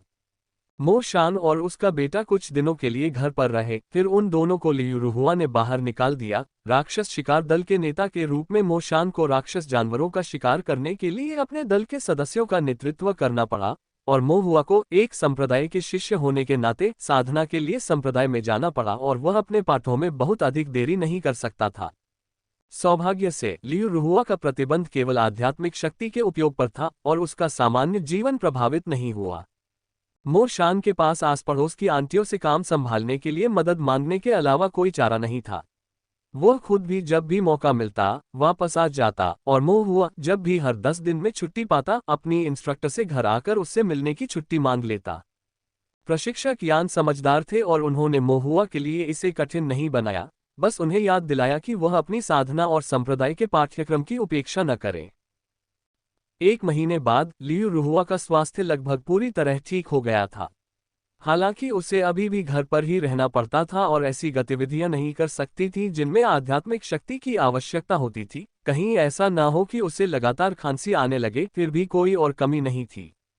मो हुआ को आखिरकार राहत मिली, लेकिन जल्द ही उसने देखा कि उसकी मां ज्यादा खुश नहीं थी। हालांकि वह अब भी मुस्कुरा रही थी, लेकिन उसके चेहरे पर पहले से कहीं ज्यादा उदासी थी, और वह अक्सर अकेले ही विचारों में खोई रहती थी। मो हुआ बहुत चिंतित था, लेकिन समझ नहीं पा रहा था कि क्यों, इसलिए वह मो शान से पूछने गया। मो शान ने आह भरी और मो हुआ से कहा, तुम्हारी माँ के विचार बहुत सरल हैं। वह सबसे ज्यादा तुम्हारे लिए कुछ आत्मिक पत्थर जमा करना चाहती हैं, तुम्हारी साधना में तुम्हारा साथ देना चाहती हैं, तुम्हें बड़ा होते, तुम्हारी शादी होते और तुम्हारे बच्चे होते देखना चाहती हैं। लेकिन अब तुम्हारी माँ अपनी आध्यात्मिक शक्ति का इस्तेमाल नहीं कर सकती, इसके बिना वह कुछ भी नहीं कर सकती। आत्मिक पत्थर कमाने की तो बात ही छोड़ दो। आधे जीवन तक व्यस्त रहने के बाद अचानक कुछ भी करने में असमर्थ होना और आपकी मदद न कर पाना, उसे अपने अंदर एक खालीपन महसूस होता होगा। मो हुआ को अंदर से असहज महसूस हुआ और उसने कुछ देर सोचने के बाद पूछा, क्या माँ की कोई और रुचि है? अन्य रुचियां? हाँ, कुछ ऐसी चीजें जिनमें उसकी रुचि है, जैसे कि डैन प्रतीक, संरचनाएं और इसी तरह की अन्य चीजें। कुछ देर सोचने के बाद मो शान ने कहा, तुम्हारी माँ ने कभी इनमें ज्यादा दिलचस्पी नहीं दिखाई, लेकिन उन्हें खाना बनाना काफी पसंद है। मैं यूं ही शेखी नहीं बघार रहा हूं, हमारे मोहल्ले के 10 मील के दायरे में तुम्हारी माँ से बेहतर खाना कोई नहीं बनाता। मो शान ने फिर आह भरी और कहा, जब तुम्हारी माँ और मैं जीवन भर के साथी बन गए और ताओवादी साझेदारों की तरह जुड़ गए, तो मैंने उनके लिए एक फूड बिल्डिंग खोलने की शेखी बघारी थी, ताकि वे विभिन्न व्यंजनों के अध्ययन में विशेषज्ञता हासिल कर सकें। फिर भी इतने सालों में वह ज्यादातर मेरे साथ कष्ट सहती रही हैं, और मैंने कभी अपना वादा पूरा नहीं किया। मो हुआ ने अपने आत्मनिंदा करने वाले पिता की ओर देखा और जान गया कि उन्हें दोषी नहीं ठहराया जा सकता। मो शान की साधना और ताओवादी कौशल स्थानीय राक्षस शिकारियों में सर्वश्रेष्ठ थे। वह वर्षों तक राक्षस जानवरों से लड़ते हुए अपनी जान जोखिम में डालता रहा और हमेशा खून से लथपथ घर लौटता रहा। इसके बावजूद घर की आर्थिक स्थिति अभी भी तंग थी। अंततः ये निम्न स्तर के ढीले कृषक का कठिन जीवन था, जिसके कारण उन्हें अपनी आजीविका चलाने में कठिनाई हो रही थी। अन्य किसी चीज की तो बात ही छोड़ दीजिए। मो हुआ ने तब कहा, पिताजी चिंता न करें, मैं भविष्य में माँ को एक बड़ी खाद्य इमारत खोलने में जरूर मदद करूंगी। मो शान को पता था कि उसका बेटा उसे दिलासा देने की कोशिश कर रहा है। उसने मो हुआ के सिर को छुआ और कुछ राहत के साथ कहा, अच्छा। लेकिन उनकी पत्नी आध्यात्मिक शक्ति का उपयोग नहीं कर सकती थी, और मील मास्टर बनने के लिए भी आध्यात्मिक शक्ति की आवश्यकता होती। अगर वे रेस्टोरेंट भी खोलते तो आध्यात्मिक शक्ति के बिना मील मास्टर के रूप में काम करना मुश्किल होता। अपनी पत्नी की हताश हालत के बारे में सोचकर मो शान का दिल दुखा और उसने मो हुआ का कंधा थपथपाते हुए कहा, जब भी वक्त मिले अपनी माँ से ज्यादा बात किया करो। कभी कभी तुम्हारी बातें मुझसे ज्यादा असर करती हैं।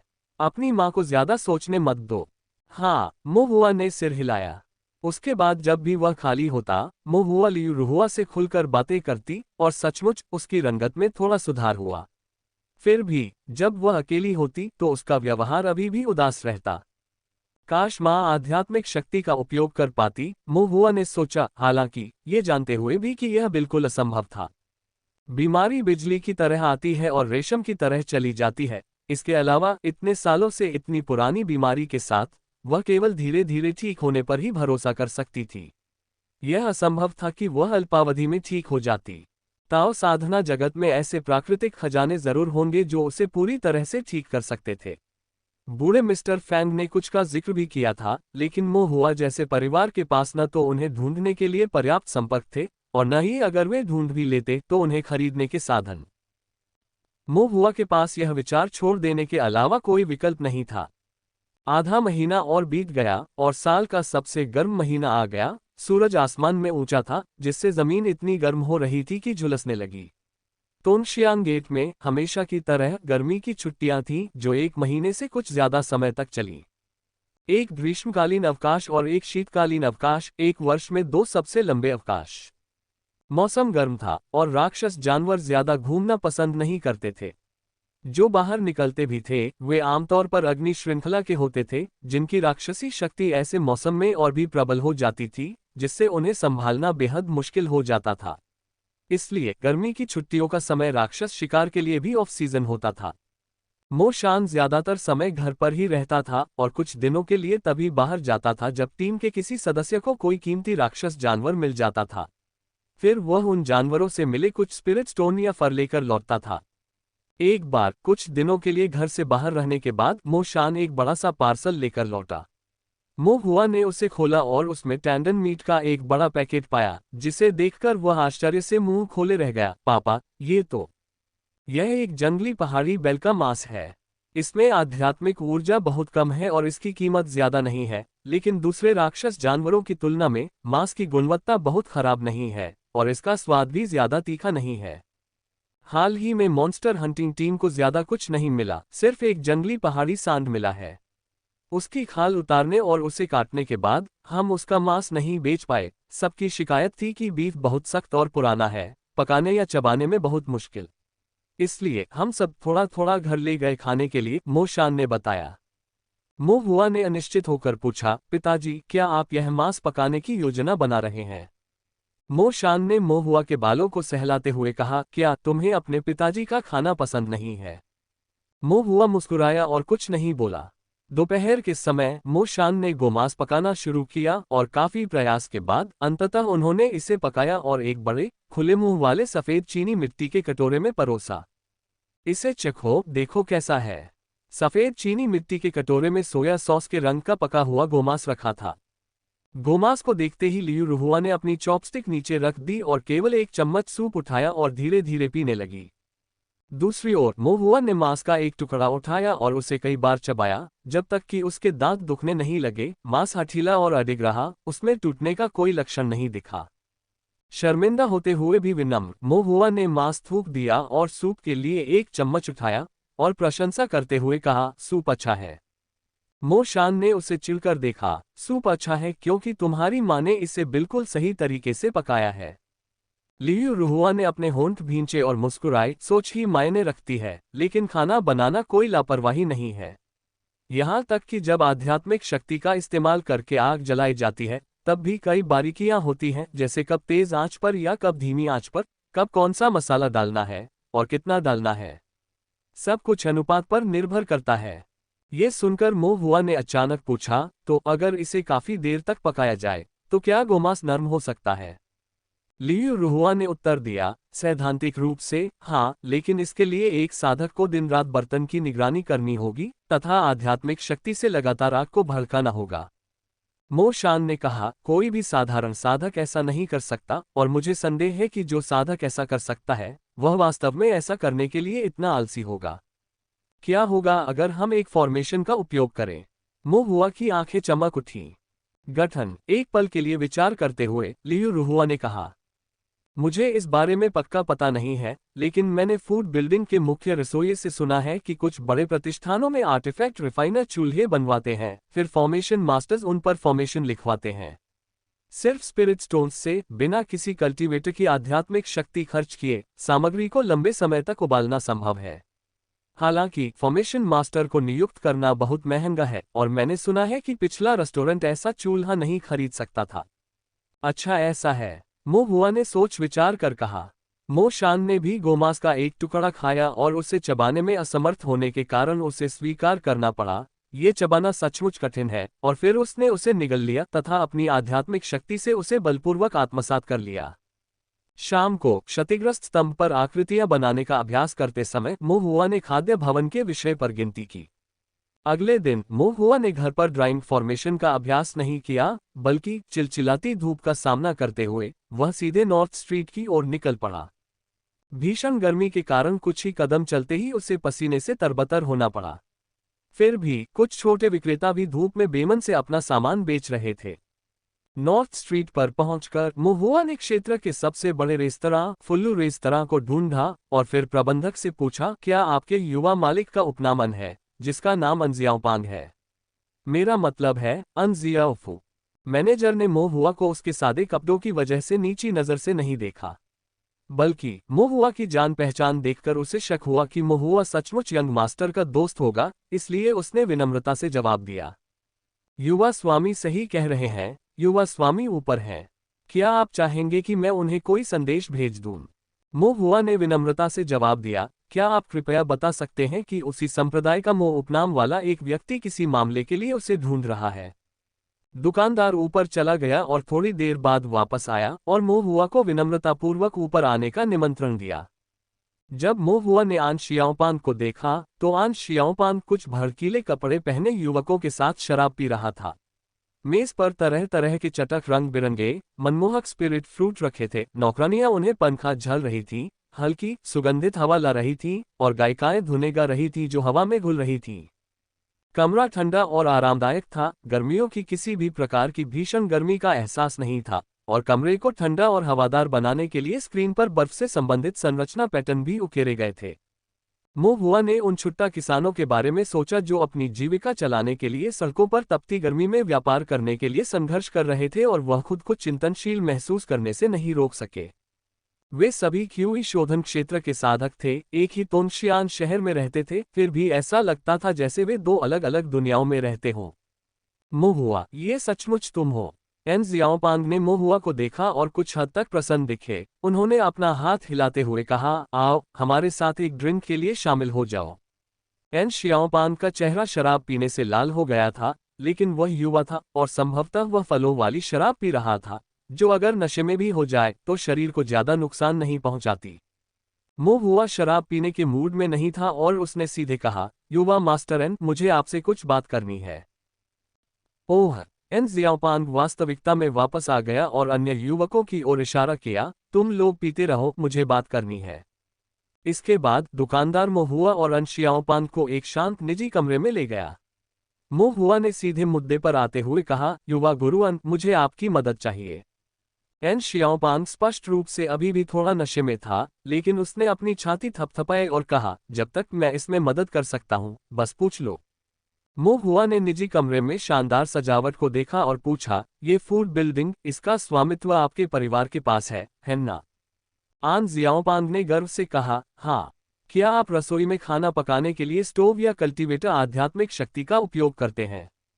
एन जियाओपांग उलझन में दिखे, कुछ देर तक बिना किसी सुराग के सोचते रहे, फिर चिल्लाए, दुकानदार। थोड़ी देर बाद दुकानदार दरवाजे से अंदर आया।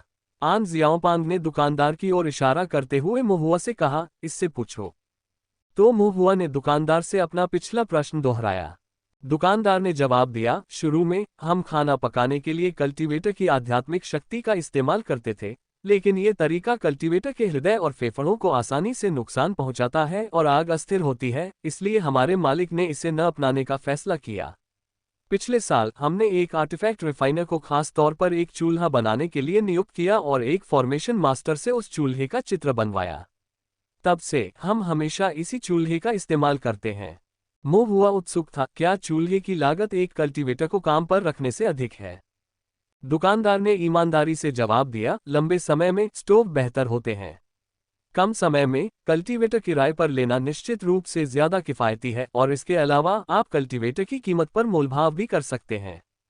कभी कभी जब बाजार में मंदी होती है तो आधे स्पिरिट स्टोन से क्यूई रिफाइनमेंट क्षेत्र में एक कल्टीवेटर किराए पर लिया जा सकता है जो एक ढीला कल्टीवेटर है। मोहुआ कुछ परेशान महसूस कर रहा था, यहां तक कि एक किसान के रूप में भी कोई भी शोषण से बच नहीं सकता। क्या मैं स्टोव पर एक नज़र डाल सकता हूं? दुकानदार ने यंग मास्टर अन की तरफ देखते हुए झिझकते हुए कहा, वह ये फैसला नहीं ले सकता था क्योंकि आमतौर पर रसोई घर बाहरी लोगों के लिए वर्जित था। अब थोड़ा संभलकर एन शियाओपांग ने दुकानदार से पूछा, क्या इसे दूसरों को दिखाना संभव नहीं है? दुकानदार ने कहा, असल में मेन्यू ही मायने रखता है। कई फूड बिल्डिंग्स में स्टोव होते हैं और जिनके पास नहीं होते वे उन्हें बनाने में स्पिरिट स्टोन्स खर्च नहीं करना चाहते। यह कोई राज की बात नहीं है। आन जियाओपांग ने कहा, तो चलो देखते हैं। मैं भी जाना चाहता हूं, मैंने वह स्टोव एक बार भी नहीं देखा। ठीक है, मैं दोनों युवा मास्टरों को वहां ले जाऊंगा। दुकानदार ने राहत की सांस ली। युवा मास्टर अन के साथ होने से यदि कुछ भी हुआ तो सारा दोष उस पर नहीं आएगा। दुकानदार मोहुआ और आन शियाओपांग को रसोई में ले गया और एक विशाल भट्टी जैसे उपकरण की ओर इशारा करते हुए कहा, जो 2 आदमियों जितना ऊंचा था। ये चूल्हा है। स्पिरिट स्टोन डालने के बाद चूल्हे के अंदर की संरचना उसे आग में बदल देगी, जो फिर हर खाना पकाने वाले स्थान तक फैल जाएगी ताकि साधक सामग्री पका सके। स्टोव और प्रत्येक खाना पकाने का स्टेशन भी संरचनाओं द्वारा जुड़ा हुआ है और इसके अलावा प्रत्येक खाना पकाने के प्लेटफॉर्म पर आग के आकार को नियंत्रित करने के लिए एक विशेष संरचना उकेरी गई है। मोहुआ को ये सब बहुत नया लगा। उसने पहली बार आर्टिफैक्ट रिफाइनिंग और फॉर्मेशन ड्राइंग को इस तरह से इस्तेमाल होते देखा था। आन जियाओपांग की आंखें चौड़ी हो गईं जब उसने देखा। वह आमतौर पर सिर्फ खाने के बारे में ही जानता था, लेकिन उसे यह नहीं पता था कि खाना कैसे बनता है। दुकानदार ने गर्व के साथ मोहुआ को स्टोव दिखाया। मोहुआ ने स्टोव को ध्यान से देखा, दाएं बाएं देखते हुए स्टोव के मुंह और शरीर के बीच के अंतराल को भी नहीं छोड़ा। उसे देखकर मानो वह चाहता हो कि वह चूल्हा खोलकर अंदर जांच करे। दुकानदार खुद को रोक नहीं सका और बोला, क्या यंग मास्टर मो कुछ जानना चाहते हैं? मोहुआ ने पूछा, दुकानदार, क्या आप जानते हैं कि स्टोव के अंदर कौन सी संरचनाएं उकेरी गई हैं? दुकानदार एक पल के लिए झिझका, लेकिन फिर सोचा कि सिर्फ ये जानना बेकार है कि कौन सी आकृतियां इस्तेमाल की गई थीं। सबसे जरूरी बात यह थी कि क्या आकृतियां बनाना संभव है, और आकृतियां बनाना इतना आसान नहीं होता। इस स्टोव के अंदर की संरचना जटिल नहीं है, ये सिर्फ एक पिघलने वाली अग्नि संरचना है जिसमें 5 संरचना पैटर्न शामिल हैं। हालांकि पिघलने वाली अग्नि संरचना का स्थान काफी विशिष्ट है। इसे स्टोव के निचले भाग में बनाया जाना चाहिए ताकि अग्नि शक्ति समान रहे। स्टोव के बाहरी भाग में एक स्पिरिट स्टोन रखने के लिए एक जगह होनी चाहिए, जिससे स्पिरिट स्टोन से आध्यात्मिक ऊर्जा पिघलने वाली अग्नि संरचना में रिस सके और संरचना की अग्नि शक्ति प्रज्वलित हो सके। दुकानदार ने मोहुआ को सब कुछ विस्तार से बता दिया। ओह ओह, मोहुआ ने लगातार सिर हिलाया। काफी देर तक बात करने के बाद मोहुआ को वह सब कुछ स्पष्ट हो गया जो वह जानना चाहता था, और जाने से पहले उसने दुकानदार को ईमानदारी से धन्यवाद दिया। एन जियाओपांग ने मोहुआ को खींचते हुए कहा, जल्दी मत जाओ, मैं तुम्हें कुछ स्वादिष्ट खिलाऊंगा। मोहुआ को कुछ काम था, इसलिए उसने प्रस्ताव स्वीकार नहीं किया। क्या तुम मुझे सम्मान नहीं दे रहे हो? एन जियाओपांग थोड़ा गुस्सा हो रहा था। मोहुआ ने अन शियाओपांग की प्रशंसा करते हुए कहा कि वह बहुत उदार है, और फिर धीरे से अन शियाओपांग से कहा, अगली बार जब प्रशिक्षक आपको फॉर्मेशन पेंटिंग का होमवर्क देगा तो मैं उसे मुफ्त में बनाने में आपकी मदद करूंगा। एन जियाओपांग बहुत खुश हुआ और उत्सुकता से सिर हिलाया। हम उसे स्पिरिट स्टोन्स की परवाह नहीं थी, उसे तो बस अपने स्वाभिमान की परवाह थी। मोहुआ ने उसे मुफ्त में एक फॉर्मेशन बनाने में मदद की पेशकश की, जिससे उसे गर्व का एहसास हुआ। दुकानदार ने मोहुआ की प्रस्थान करती हुई आकृति देखी और एन जियाओपांग से पूछा, युवा मास्टर, यह मास्टर मो की पहचान क्या है? आप कह सकते हैं कि वह मेरा एक साथी संप्रदाय का सदस्य है। वह संरचनाएं बनाने में बहुत अच्छा है, मुझसे भी बेहतर। सच कहूं तो वह मेरे सभी संरचना संबंधी होमवर्क में मेरी मदद करता है। आन जियाओपांग को थोड़ा गर्व भी हुआ। दुकानदार ने अपना चेहरा सीधा रखा, चुपचाप ये सोचते हुए कि इसमें गर्व करने लायक कुछ भी नहीं है। तुम अपना काम करो दुकानदार, मैं पीने जा रहा हूं। ये कहने के बाद आन शियाओपांग जाने के लिए मुड़ा, लेकिन अचानक वह ठिठक गया। दुकानदार की आस्तीन पकड़ ली और उसे गौर से देखने लगा। दुकानदार उसकी निगाहों के सामने थोड़ा घबराया हुआ था। युवा मालिक, एन जियाओपांग ने धीमी आवाज में कहा, आपको मेरे पिता को इस बारे में कभी पता नहीं चलना चाहिए। किस बारे में? कोई और मेरा होमवर्क कर रहा है, तुम मेरे पिता को ये बात पता नहीं चलने दे सकते। दुकानदार का मुंह फड़क उठा। ठीक है, ठीक है। एन जियाओपांग ने अपनी छाती थपथपाई। ये तो बहुत करीब था। अच्छा हुआ कि मैं चतुर हूं, वरना मैं इसे बर्बाद कर देता। फिर उसने दुकानदार को अपने पिता को न बताने की कसम दिलाई और तब जाकर राहत महसूस करते हुए ऊपर गया। दुकानदार कुछ असहाय महसूस कर रहा था, सोच रहा था, इस अविश्वसनीय युवा मालिक के साथ क्या एन परिवार वास्तव में अपने पारिवारिक व्यवसाय को बचाए रख पाएगा। दुकानदार का ध्यान फिर मुंह उपनाम वाले युवक की ओर चला गया। वह किसी अमीर परिवार का बच्चा नहीं बल्कि एक साधारण किसान का बच्चा लग रहा था। उसे समझ नहीं आ रहा था कि वह चूल्हे से क्या चाहता है। दुकानदार कुछ कदम चला, यंग मास्टर अन की कही बात याद की और अचानक रुक गया। क्या वह आकृतियां अच्छी बनाता है? वह चूल्हे की आकृति बनाने की योजना तो नहीं बना रहा होगा, है ना? युवा गुरु आन क्यूई शोधन के तीसरे स्तर पर है और वह मोह बच्चा उनके संप्रदाय का सदस्य है, जिसका अर्थ है कि वह बच्चा भी ज्यादा से ज्यादा क्यूई शोधन के तीसरे स्तर पर ही हो सकता है। क्यूई शोधन के तीसरे स्तर पर किसी व्यक्ति में संरचनाएं बनाने की दिव्य भावना कैसे हो सकती है? दुकानदार ने सिर हिलाते हुए चाय पीने के लिए कोई जगह ढूंढने का निर्णय लिया। मुंह हुआ चिलचिलाती धूप में घर लौटा, मेज पर रखी चाय की केतली उठाए और चाय के कई घूंट गटक गया, जिससे आखिरकार उसकी गर्मी दूर हो गई। फिर वह अपने कमरे में वापस चला गया और कागज कलम से योजना बनाने लगा। सबसे पहले स्टोव था। चूल्हा एक प्रकार की आध्यात्मिक कलाकृति है। साधकों द्वारा उपयोग की जाने वाली आध्यात्मिक कलाकृतियां विविध प्रकार की होती हैं, जिनमें आक्रामक हथियार जैसे तलवारें, भाले, लाठी और गदा, रक्षात्मक उपकरण जैसे कवच और ताओवादी वस्त्र, जादुई वस्तुएं जैसे हेयरपिन और जेड पेंडेंट तथा रोजमर्रा की आवश्यकताएं जैसे बर्तन, कटोरे और स्टोव शामिल हैं। मुंह हुआ की कलाकृति शोधन की समझ टोंगक्सियन गेट में कलाकृतियों के ज्ञान को परिष्कृत करना पाठ्यक्रम में सीखे गए सामान्य रूप से सुलभ सैद्धांतिक ज्ञान तक सीमित थी, जैसे कि शोधन भट्ठी, फोजिंग, शमन और अन्य प्रमुख बिंदुओं की आवश्यकता। लेकिन जब वास्तव में कलाकृतियों को परिष्कृत करने की बात आई तो वह असमंजस में पड़ गए। जबकि टोंगक्सियन गेट पर कलाकृतियों को परिष्कृत करने के पाठ्यक्रम में भी शिष्यों को व्यक्तिगत रूप से कलाकृतियों को परिष्कृत करने की आवश्यकता होती थी। मोहुआ, जो कमजोर शरीर का था और हथौड़ा भी नहीं चला सकता था, बुनियादी फोजिंग करने में असमर्थ था, इसलिए प्रशिक्षक ने उसे मजबूर नहीं किया।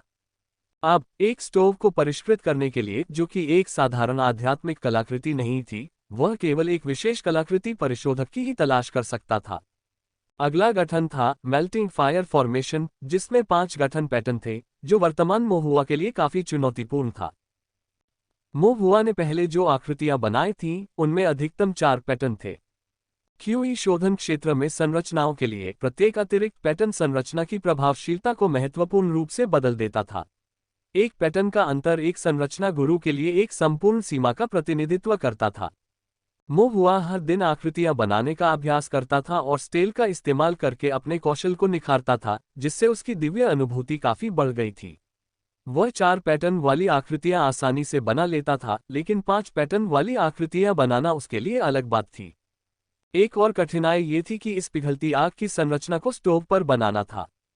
शोधन भट्ठी की दीवारें महीन लोहे से बनी होती हैं, जिसमें स्याही का अवशोषण कम होता है, जिससे कागज की अपेक्षा महीन लोहे पर आकृतियां बनाना अधिक कठिन हो जाता है, और इससे आध्यात्मिक शक्ति और दिव्य भावना की खपत भी बढ़ जाती है। प्रशिक्षक यान के फॉर्मेशन विधियों पर प्राथमिक चर्चा के अनुसार, एक फॉर्मेशन का वाहक, वह माध्यम जो फॉर्मेशन को वहन करता है, को आमतौर पर फॉर्मेशन मास्टर्स द्वारा फॉर्मेशन माध्यम के रूप में संदर्भित किया जाता है।